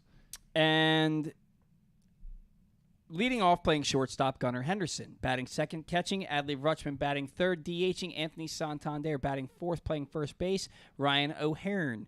Batting fifth, welcome back to the lineup, playing left field, Austin Hayes. Batting sixth in center field, Aaron Hicks. Batting seventh in right field, Colton Cowser. Batting eighth at third base, Ramon Arias. And batting ninth at second base, Adam Frazier. So let me ask you this. This is a right-handed pitcher. Mullins is 0 for 8 in his career against Sonny Gray, so I get why he's not playing. Adam Frazier is 2 for 16. Not great. Why is he playing over Westberg? You know, Frazier should be getting very few starts right now with Westberg playing the way he is. I just saw he has one of the highest batting averages over the first 10 games in Orioles history, and I think the only guy that's beating him might be, I could be wrong on this, it might be Cal Ripken, but I could be wrong, and then Gunnar Henderson was like right behind him. So extremely good first stretch of games for Jordan Westberg where he's looked really good. I have no idea why he's not in the lineup today. So then you look at Aaron Hicks is 0 for 13. Why is he playing? That's a great question. Aaron Hicks 0 for 13. That's a great question. In the lineup.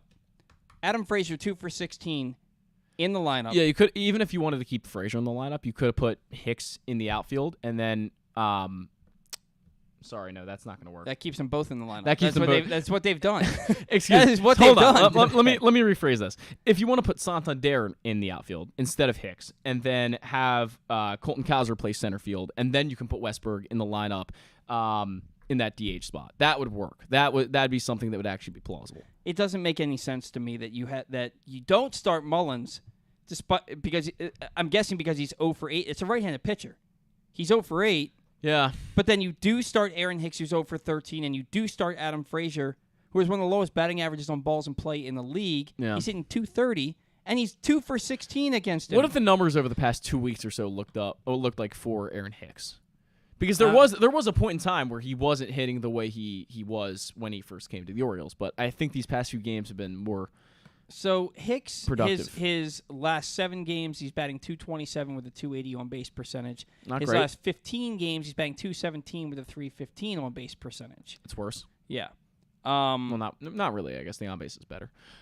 Yeah. Not as good as when he first came to Baltimore. That's the moral of the story. He's gotten to the point that you knew he was going to get to, where now he's become the 4th outfielder on the team. He didn't play last night because of the sore Achilles. Right. Why do you have to play him today, especially when he's 0 for 13 against today's starting pitcher? You certainly don't. And again, you can find with Santander being that DH, there's versatility you have in moving guys around in this lineup. You can put Santander in the outfield. I don't understand how you don't play Westberg. I don't understand why you don't play Mullins. His bat's starting to come around. If you can play Hicks at 0 for 13, you can play Mullins at 0 for 8. If it was a lefty, I'd totally understand because Mullins has really struggled against lefties, and he's even better than he was last year, I think. But they've had him in the 5-hole, the 7-hole lately when he plays lefties, and that's.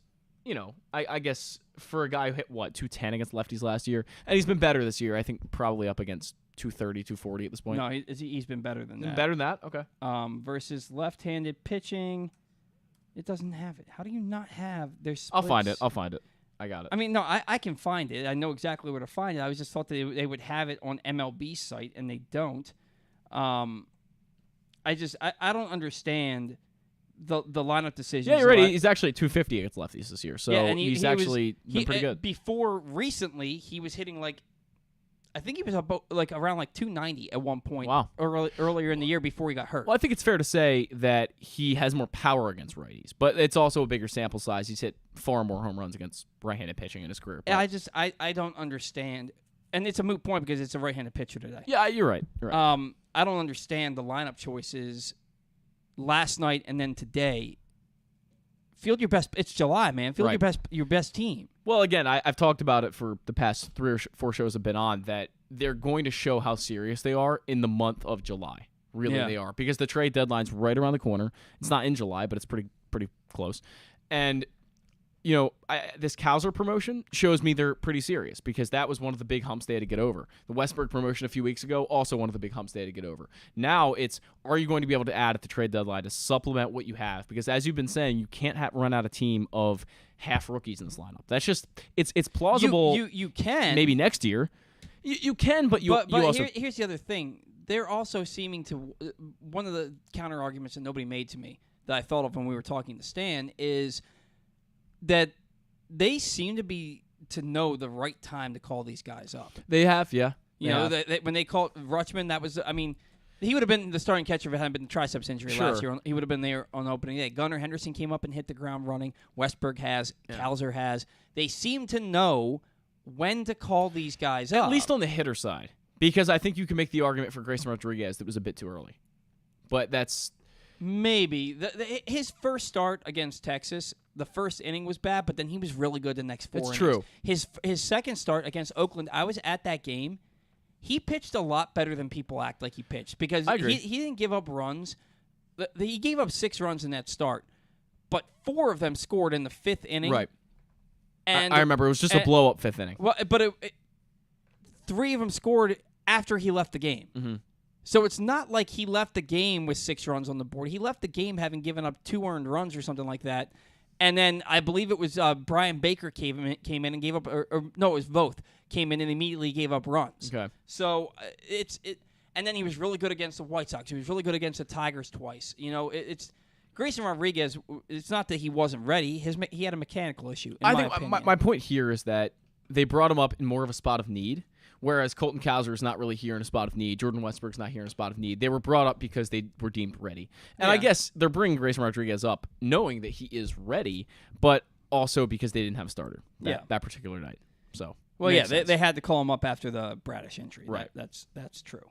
And then Irvin was so bad that they sent him down. But if you look at what Irvin did last night, the breaking stuff was far better than I think we've ever seen it. It was really good. And then, he hung a lot of fastballs and changeups, and he got lucky on a lot of them. I mean, the one Byron Buxton hit, I think it was like a 92-mile-an-hour fastball right down the middle. Good hitters are going to get you there. I don't think the Twins, as you've said in the past, they don't really have a talented lineup. There's not a lot of guys where they come up and you go, this guy could easily do a lot of damage at this point. They don't have a super talented lineup. So any other lineup might have done a lot more damage. I don't know. The lineup last night and today, it just doesn't make any sense to me. And I've been trying really hard to not complain about the lineups on Twitter. I'm just so Brandon tired. Hyde in general. I'm just so tired of the backlash. But it's other people doing it for me. They're complaining about them. I've seen it. The lineup the last 2 days, yesterday and today, it doesn't make any sense. It doesn't. And you got to win yesterday. One guy gets one big hit, and Brandon Hyde falls in love with him and puts him in the lineup the next day. Ramon Arias, why is he playing today? Why is he playing 2 days in a row when you have Jordan Westburg? That's a good question. Why is Adam Frazier in the lineup when you have Jordan Westburg? Why is Aaron Hicks in the lineup when you have Cedric Mullins and Aaron Hicks is over 13 against a starting pitcher, and Adam Frazier's 2 for 16? It doesn't make any sense to me. You have an opportunity to field a lineup that has Hayes in left, Mullins in center, Cowser in right, Santander DHing, Westburg at second base, Gunnar at shortstop, and I guess Arias at third base. So Arias, that's fine. He can play. It's okay. He can play. He can play. You can play too, buddy. Get in there. And Adley Rutsch behind the plate. That would be the best lineup you have fielded in 6 years. I guess the silver lining today is that Mateo is not playing. Yeah, baseball. but whatever, man. I mean, you're playing other guys who aren't much better. Yeah. I wouldn't say they're not much better. Jorge Mateo's hitting 214. Aaron Hicks is hitting 217 over his last What's the 15 OBPs, games. though?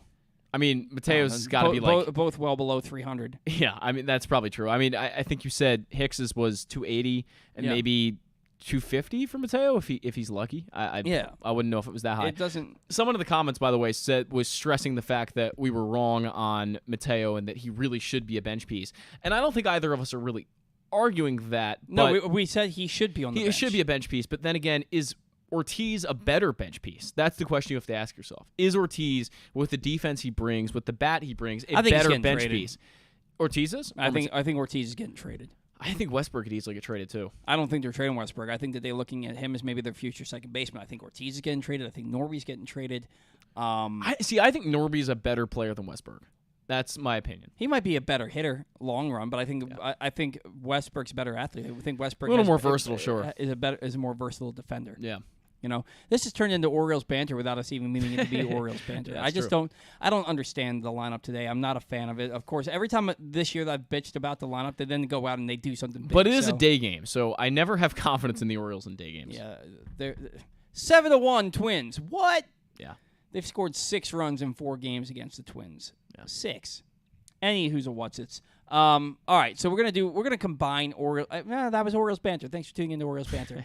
Sounding off with Zach Goodman is gonna be a fun one today. It's always fun, but this one's gonna be extra fun because it's about the home run derby. Zach, what do you got for us? All right, guys, I want to read off the preliminary matchups. These are the round 1 matchups for players in the home run derby. You have Luis Robert against Baltimore's own Adley Rutschman as the first matchup.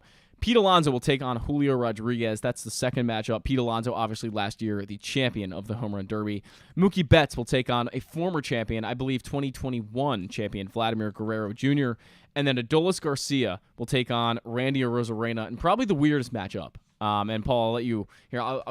You can grab the paper from me if you want. Oh, sorry. Okay. You said Garcia versus Randy Arozarena is the final matchup. So we're going to try to do our best to predict who's going to go forward in these first matchups. But the way the home run derby has worked in previous years, and we couldn't really find exactly the way it's going to work this year, but it really, you move on and face the next guy depending on how many home runs you've hit. Who's Vladdy taking on? Vladdy's taking on Mookie Betts.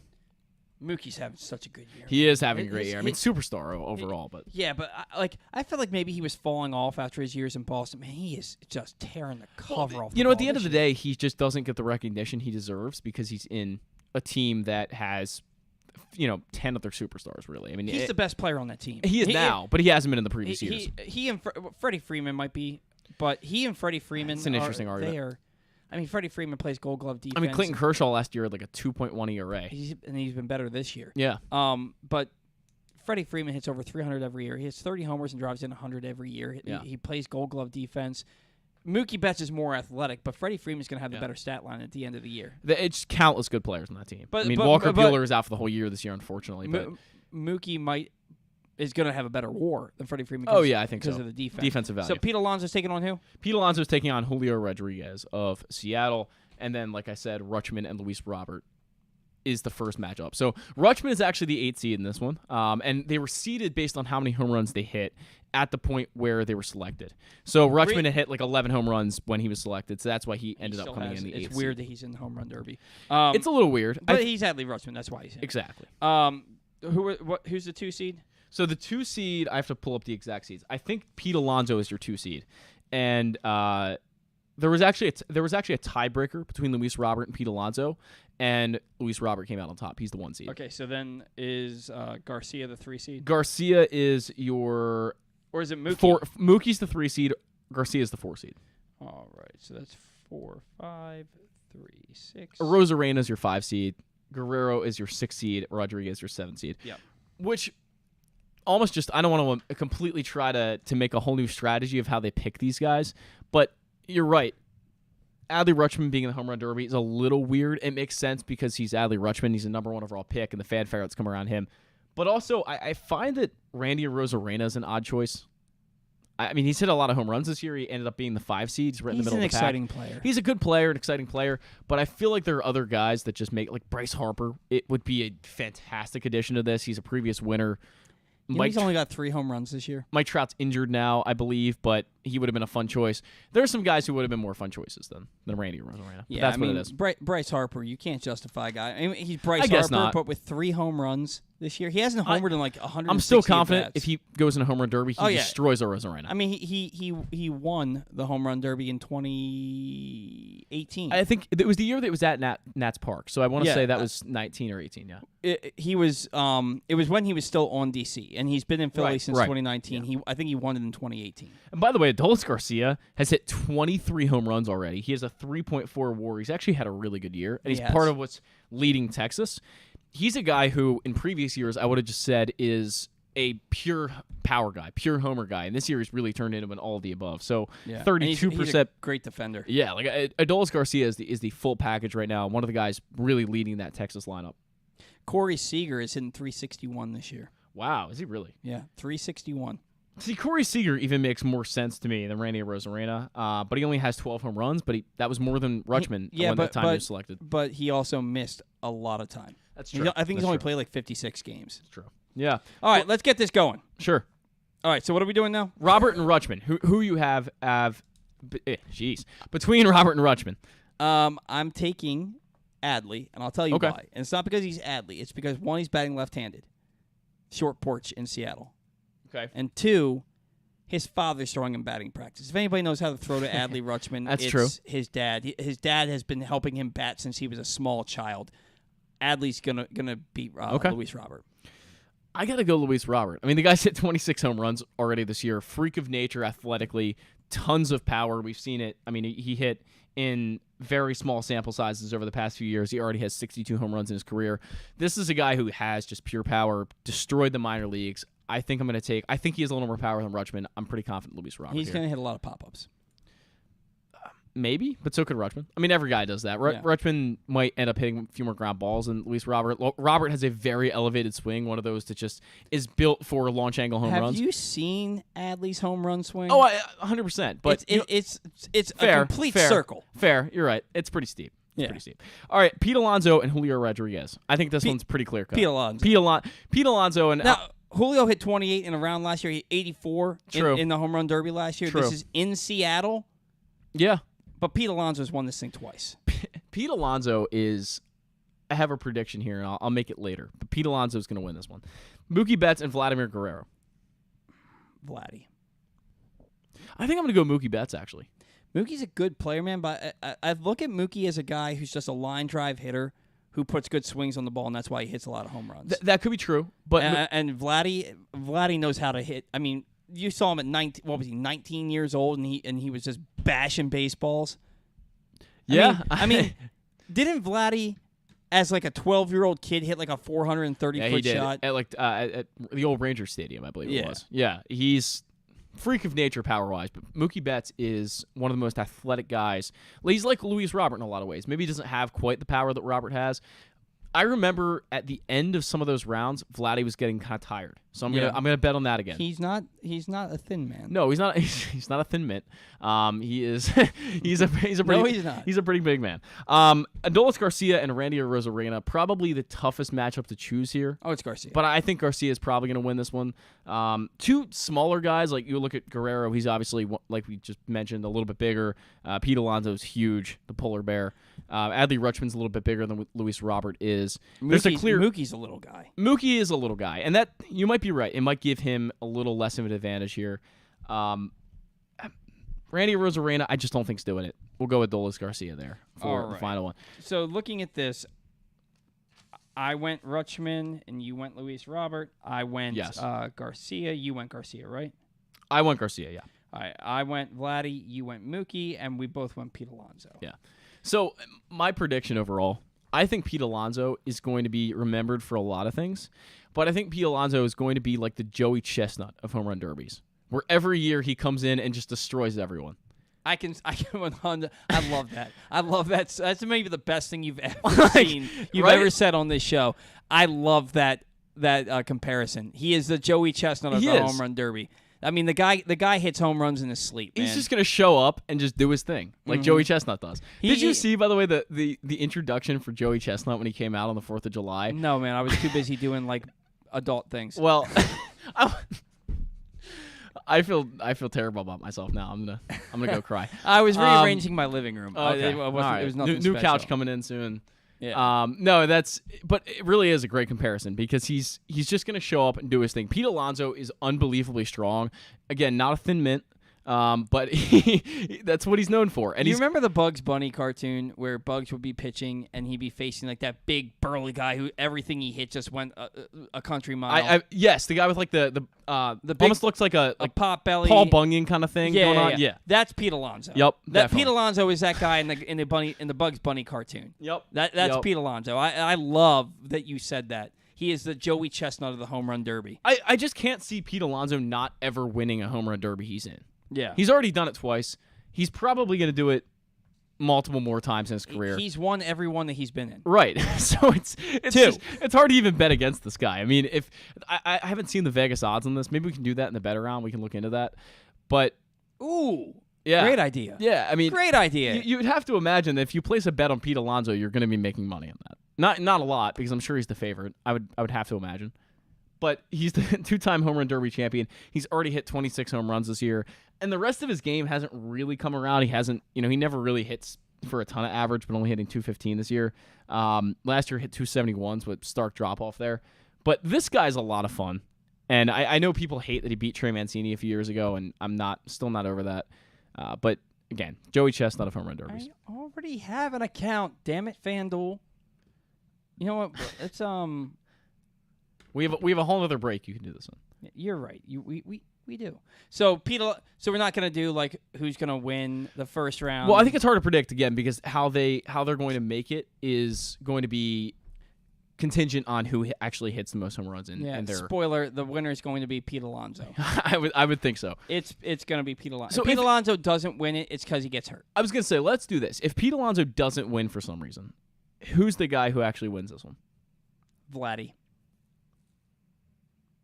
I think Julio Rodriguez is gonna have a really good chance. If Pete Alonso doesn't win it, it's because Julio hit like 30 in the first round because he's at home. Yeah. So you know what? Yeah, I'm just saying I can agree. If Rodriguez beats Alonso, I think he's going all the way. Yeah. If If Alonso loses, it's going to be in the first round, and then I would think that Julio Rodriguez is going to win it. If I remember correctly, I think Alonso started kind of slow last year, and then he really just turned it on in the end, maybe saving his energy. That was 2021. Was it? Okay. Yeah, he didn't compete last because year. Vladdy, yeah, you're right. Vladdy had, kind of the opposite situation happen for him, where he kind of used all his energy in the beginning and then really tired out at the end. But maybe it's the other strategy is what's going to work. You always see guys hit less home runs in the first round, it seems like these days, than they do in their final round when they're actually going for the win. So I don't know. We'll see what happens. What I do know is I'm pretty sure it's going to be Pete Alonso. What I'm also pretty sure is that Pressbox's Glenn Clark Radio has been the place to find the best daily discussion of Baltimore sports. Watch the show every weekday from 10 to noon at youtube.com/PressboxOnline or facebook.com/PressboxSports. Or listen at PressboxOnline.com/radio with podcasts available on iTunes, Spotify, or anywhere you get your podcasts. You never know who might pop up on GCR. This week, the guys caught up with Orioles legend Al Bunbury, Colton Cowser's father, Dale, after his Major League debut. Not Dale's Major League debut, Colton's Major League debut. And Apple TV's Russell Dorsey. You can find those interviews and more right now in the Glenn Clark Radio Week in Review feature at PressboxOnline.com. When we come back in, the Batter Round brings you the Better Round. Take your rake and final thoughts. That and more next on the Batter Round. Catch that festival feeling in Charm City. Everywhere you go, you'll find exciting entertainment, delicious eats, and endless summertime fun. Cheer on the O's at Camden Yards, pick crabs by the waterfront, beat the heat inside a world-class museum, and make memories that will last a lifetime. Go to Baltimore.org for more information and to plan your visit. Maryland drivers, did you know you can save up to 77% on tolls with an Easy Pass Maryland discount plan? That's right, 77%. It's never been easier. Pick the plan that's right for you at driveeasymd.com. We'll keep you moving. The All-America Senior Game powered by New Balance will be back at Johns Hopkins Homewood Field on July 29th. The most decorated girls and boys lacrosse players in the country have been invited to play in what is the premier lacrosse event of the year. Every college coach wants their players in this game, and if you dream of being in this game, you start by trying out for one of your regional underclass teams this summer. The best against the best. Get your tickets now at allamericalacrosse.com. It's another exciting weekend of affordable family fun at Prince George's Stadium with the Bowie Bay Sox. It starts on the 14th with our big hitter bobblehead, Connor Norby, for the first 750 fans. Saturday sees our special circus night with post-game fireworks. And Sunday features the Kobe Mayo Squish Pillow with special ticket package. Get your tickets now by calling 301-805-6000 or anytime online at baysox.com. The Bowie Bay Sox. Let us be your 9-inning vacation. Whether your focus is luxury and comfort, convenience and technologically advanced connectivity, or sporty performance and aggressive styling, we've got the perfect Highlander for you. Check out buyatoyota.com for deals on new Highlanders from your local Toyota dealer today. That first sip. That first bite. Start your day off right with a delicious breakfast at Royal Farms. Choose from a fantastic selection of fresh Royal Farms breakfast sandwiches and top it off with a rich hot cup of the freshest coffee in the world. At Royal Farms, breakfast is available day and night. It's the freshest breakfast in the world. Real fresh, real fast. Royal Farms. It's a Maryland thing you wouldn't understand. Where the waves meet the shore, you will find Dorchester County. Hi, this is Jimmy Charles. When I think of Maryland, I think Dorchester County on the eastern shore where it's open for making memories. Dorchester County, it's a Maryland thing. For more info, visit www.visitdorchester.org. It's a Maryland thing. Hell yeah. It's a Maryland thing. Hell yeah. The latest edition of Pressbox is available now. On the cover, Dave Ginsburg remembers Goose as he looks back on the impact that late Tony Saragusa had both on and off the field here in Baltimore. Plus, he explains how Goose's kids are working to continue that legacy with the Goose Flights program. Also inside, Todd Karpovich profiles the path Tyler Wells has taken to becoming a star in the Orioles rotation. And you'll find a special summer travel guide with information about events and activities throughout the state. Pressbox is available for free at over 500 area locations, including including 60 Royal Farm stores. And you can always find the entire edition, as well as the best daily coverage of the O's, Ravens, and Terps at PressBoxOnline.com. Your summer destination is closer than you think at Live Casino and Hotel Maryland. With an expansive gaming floor and incredible dining options ready for you to explore, your adventure awaits. Dine at the new Coho Korean Barbecue House coming in July or on the patio at the Prime Rib. Enjoy the summertime breeze at Orchid Smoking Patio. Limited time packages starting at $229. What are you waiting for? Book now. At Arundel Mills, must be 21. Please play responsibly. For help, visit mdgamblinghelp.org or call 1-800-GAMBLER.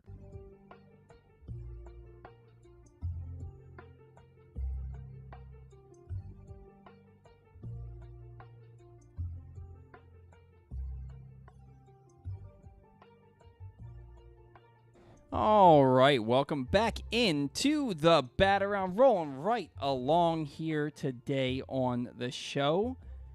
And now it is time for everybody's favorite segment, and that would be Take to Rake. So Zach did not get a pick last week. Griffin picked in his stead, but he's not. It doesn't count as a Zach pick. It counts as a Zach pick, but he didn't win. I took Anthony Santander. Griffin took Adley Rutschman. They both hit 333. It was actually a really good week for both of them. Okay. Santander, 333, 467, 500 with a 967 OPS. Okay. He had 4 doubles, 5 walks to just 2 Ks. No RBIs. Adley hit 333, 379, 407, 786. 2 doubles, 2 walks, 2 RBIs. I didn't look at the Ks, but I think he struck out 6 times. It's close, but when it's that close, we always go by OPS. And Santander's OPS was nearly 200 points higher than Rutschman's. He had more extra base hits. He got on base more, had more walks. So Santander gets the win here. Okay. He gets the win here, which means I pick first today, and that means that today I am going to take. Well, it's really just today and tomorrow. Yeah. And Friday. Right. Do they play? Yeah, they play Friday. I think so, yeah. Today, tomorrow, and Friday. So for the next 3 games, I am going to take. Well, Mullins doesn't play today. I can't imagine Cowser. I can't take Tony Taters. No. I'll take Austin Hayes.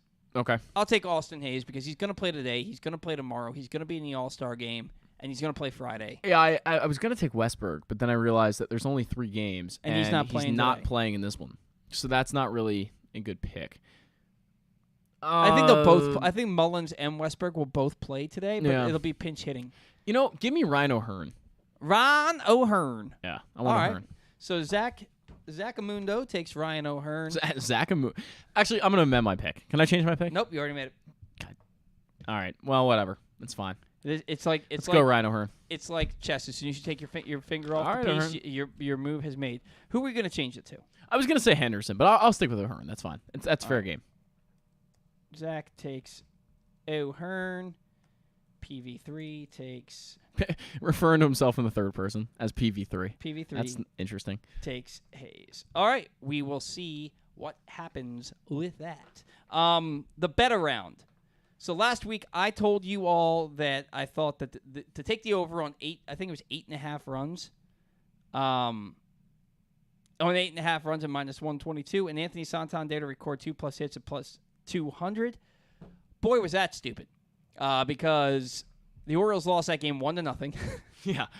It is the lowest scoring one of the game driest possible. games of the year. Really. And Anthony Santander had 1 hit. He went 1 for 4. The Orioles had 3 as a club, and he had 1 of them. No, they had 4, I think, as a club, and he had 1 of them. Griffin said to take Kyle Bradish at 7+ Ks at plus 116. He pitched really well. Did he strike out 8? He struck out 7. He struck out 7, so Griffin missed. It was 7+. Well, 7+. So it's 7 or plus, right? That's how that works, I believe. Is it? So I think that's a hit for Griffin. Oh, then maybe Griffin hits. Yeah. I mean, 7+ means that it should be 7 or more. Yeah. Yeah. Okay, then Griffin hits. Griffin hits. Good job, Griffin. My phone is jacked. We're not going to do the bet around this week. Man, your phone got destroyed. And so I'll tell you that I have the Galaxy Z Flip. Mm-hmm. And This is complete. This whole segment's going to be hating on folding phones, is what I'm predicting. I've had this phone for a year and a half. It was cool for like a day. It was cool for like a month. It was cool for like a month, but I've had it for a year and a half, and it's a folding phone, which means the screen folds. Right. You know what I mean? Creases in the middle. There's a crease in the middle, and the crease started to wear and wear and wear. Mm-hmm. Nothing happened yesterday. I didn't drop my phone yesterday. Nothing happened. We're in a meeting in the conference room, and then I go back to my office, and I try to text an agent who I'm waiting to see if a client is under contract. By the way, I'm a mortgage loan officer for First Home Mortgage. Call your boy if you're looking to get into a home. Shameless plug. I'm sitting in my office trying to get a hold of this agent, and I go to text her, and the screen is not responding to my swiping. Yeah. So I'm like, what the hell is happening? So I try to restart my phone, and that won't happen. Then it looks like the crease in the middle is purple on the top and bottom of the crease. I'm like, what? That's new. So I cannot get my phone to work. So I have to leave work at 3:30 yesterday because I'm like, this is going to take me multiple hours.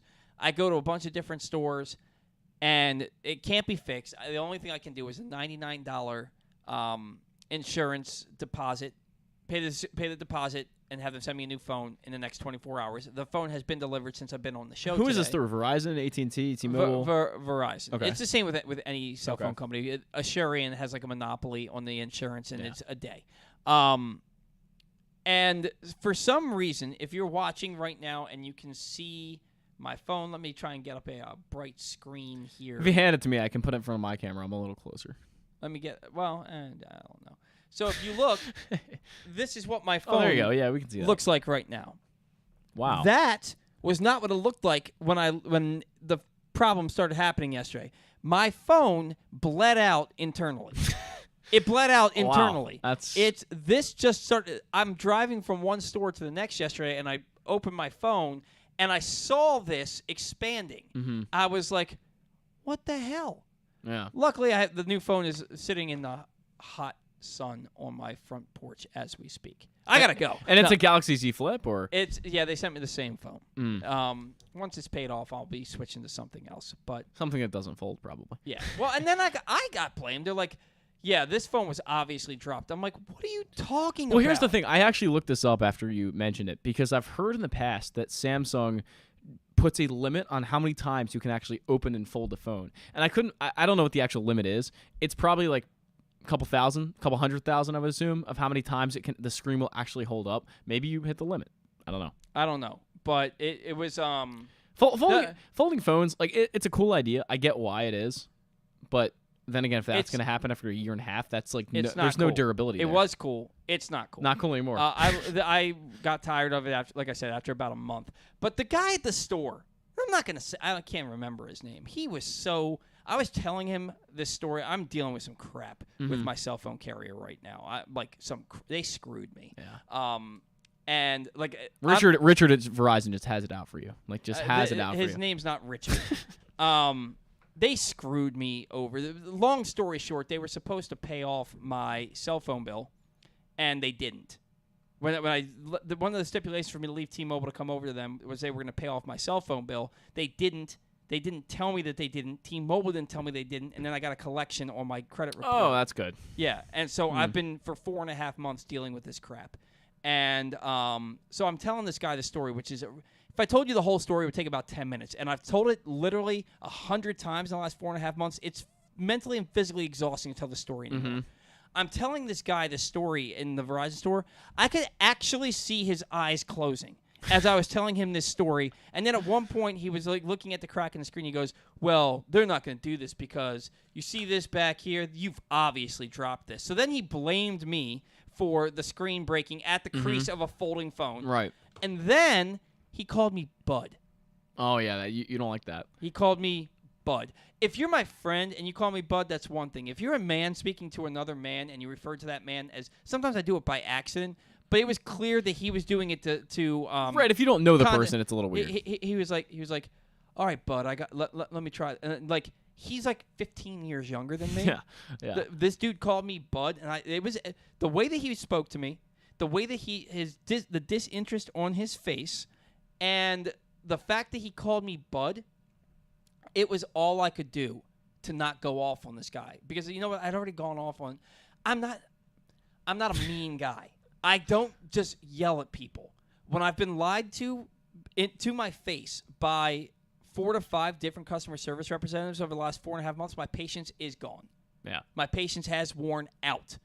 And then I'm sitting there in person with this guy, and he has the audacity to blame me to start to, like, fall asleep while I'm talking to him and then call me – and it wasn't Buddy, it was Buddy. To call me Buddy. He's like, hang on, Buddy. Bro. The disrespect. I felt I was just like when he told me he's like yeah, you're just gonna have to give $100 or get a new phone and buy a new phone, and I was like, all right, buddy. Anyway. Is that what you actually said? You said all right, buddy. No, I was like I just got up and I left. You know, and he was like, wait, you need your SIM card or your phone's not gonna work, buddy. Oh my. Come on, Pete at Verizon. What are you doing? I turned around and said, Pete, I am an FBI agent. Yeah, we're full circle. Full Keanu, circle. Point Break. Like the Major. Do you have anything to do today? Yes, I actually do have plans today. No, you don't. Why? No, you don't. You don't have plans. What do you have? Do you have a girlfriend or something? Yes. You have a stupid girlfriend? I'll watch this movie tonight. Actually, though, I will make her watch it. Actually, let me see where Point Break is streaming. You can watch it on Pluto TV. You can watch it. Oh, Pluto TV is the one with the ads, right? Where you get the ads in the middle. Yeah. Okay. You can watch it on Amazon Prime Video. Just look up what to watch. Oh, I have that. All right, that's perfect. Just look up what to watch Point Break. I'm gonna watch it tonight. I'll let you know. The one with the guy, the blonde, not the one from like 2015. It has to be the 1991 version. You're gonna hate it. I know you're gonna hate it. I forced Laura to watch Mannequin with me last week. I saw that tweet. I love that freaking movie. Mm-hmm. It's nostalgia for me. That movie is so fun. And Kim Cattrall was, and she still is. She's a great looking woman. But Kim Cattrall in her 20s, chef's kiss. Beautiful woman. AJ makes a great point. We should both be watching Jackson Holiday win the Futures Game MVP tonight. So that's true. That's a good point. We should be. So Point Break might have to wait. No. Yes. Point Break. Oh. Then the Futures Game. Then Mannequin to fall asleep to. There we go. My wife hated it. She said it's the worst movie she's ever seen. The worst movie I've ever seen is one that people actually like, but I hated it so much, is The Terminal. The Tom Hanks movie, The Terminal. Just one of the worst movies ever. Just really one of the worst. I don't hate that movie, but I can understand why people would. Oh, my God. It was so stupid. I can understand why people would. He's literally sitting in an airport for 2.5 hours, and you see nothing happens. For 2.5 hours, nothing happens. Like I could go sit myself he makes a fountain in an airport for 2.5 hours and have a better time than I had watching that movie. It was an awful movie. And one of my friends actually recommended it to me. And he said it's my favorite movie of all time. You've got to see the Tom Hanks movie. It's The Terminal or something like that. So bad. 0 out of 10. 0 out of 10. We should start doing that. We should start our own podcast and just start reviewing movies. And I'll probably love half of them, Yeah, and you'll hate the ones I love, and I'll love the ones you hate. It has to be exciting for me. Like something actually has to actually happen. Tom Hanks. Point Break is exciting. I will tell you, Point Break is exciting. Can I read you the description of this movie, The Terminal? While Victor Navarosky, an Eastern European tourist, arrives at JFK in New York, war breaks out in his country and finds himself caught up in international politics. Because of the war, the Department of Homeland Security won't let him enter or exit the United States. He's trapped at JFK indefinitely. While living at the airport, Victor falls for a flight attendant. She may have feelings for him too, but what good is love if Victor can't leave the terminal? I'm laughing hard saying that because it's so stupid. What good is love if Victor can't live the terminal? Like, what is this? Like, this is 2004. This is supposed to be before they ran out of movie ideas, right? Like, this is before they ran out of ideas. Oh, there's no original ideas, bro. They ran out of movie ideas 30 years ago. The only good part about this movie is Stanley Tucci is a good actor. He's a good actor. Tom Hanks is a good actor, too, I guess. But Stanley Tucci is so mean to him in that movie, though. Yeah, he is. I mean, for the part I paid attention to. Yeah. Final thoughts. Anyway, that's my final thought. The Terminal, horrible movie. Final thoughts. Enjoy the weekend, man. The Futures game tonight. The draft tomorrow. Home Run Derby Monday. All-Star game Tuesday. Your boys are going to be not your boys, not me and Zach, but Adley Rutschman and Austin Hayes are going to be front and center. Yeah. Austin starting the All-Star game. Adley in the Home Run Derby. You might get to see the best closer in baseball, Felix Bautista. Yep. Close out the All-Star game, throwing to the best catcher in baseball, Adley Rutschman. It's going to be a hell of a next 4 days. I'm excited for it, even if I have to work in the restaurant tonight. It's a great restaurant. I just would rather watch the Futures game, but I also would like or Point Break. Point Break. One of the two. Love Point Break. Love Point Break. I'm gonna end things. I was gonna do a monologue from Point Break. I'll save it for you off the air. Oh, good. I'm looking forward to it. You get it. I'm excited. And then you can watch the clip and you can see, oh my God, he got it word for word. I'm gonna really try to make time to watch it this week. You should, man. It's an hour and a half. How about I try to watch it this week and give you a movie review next week on the show. Yes. I'll do my best. I'll give you a rating and everything. Let's do it. Okay. You got to text me and remind me, though. I am so excited for this. Okay. I bet you are. I'll give you my movie review right now. 5 stars. 10 out of 10. 12 out of 10. 12 out of wow. Point Break. Okay. Keanu, The Sways. Okay. Gary Busey, John C. Reilly, Lori Petty, Anthony Kiedis. Watch Point Break. My all-time favorite movie. Point made. Thank you to stand-up fan Charles for joining the show for his weekly segment. Thank you to Kyle Glaser for taking time out of his crazy schedule of Baseball America during this time of the year to speak with us. Another great segment from him. Thanks to all of our listeners. Without you, we don't have a show. Thank you to all of our sponsors. Without you, we don't have a show. Thank you to Zach Goodman. Without you, I have to get another producer and learn to like him too. And took you a while for me. It took him about a year and a half, and then we came around. Guys, enjoy the weekend. It's going to be a lot of fun baseball through Tuesday.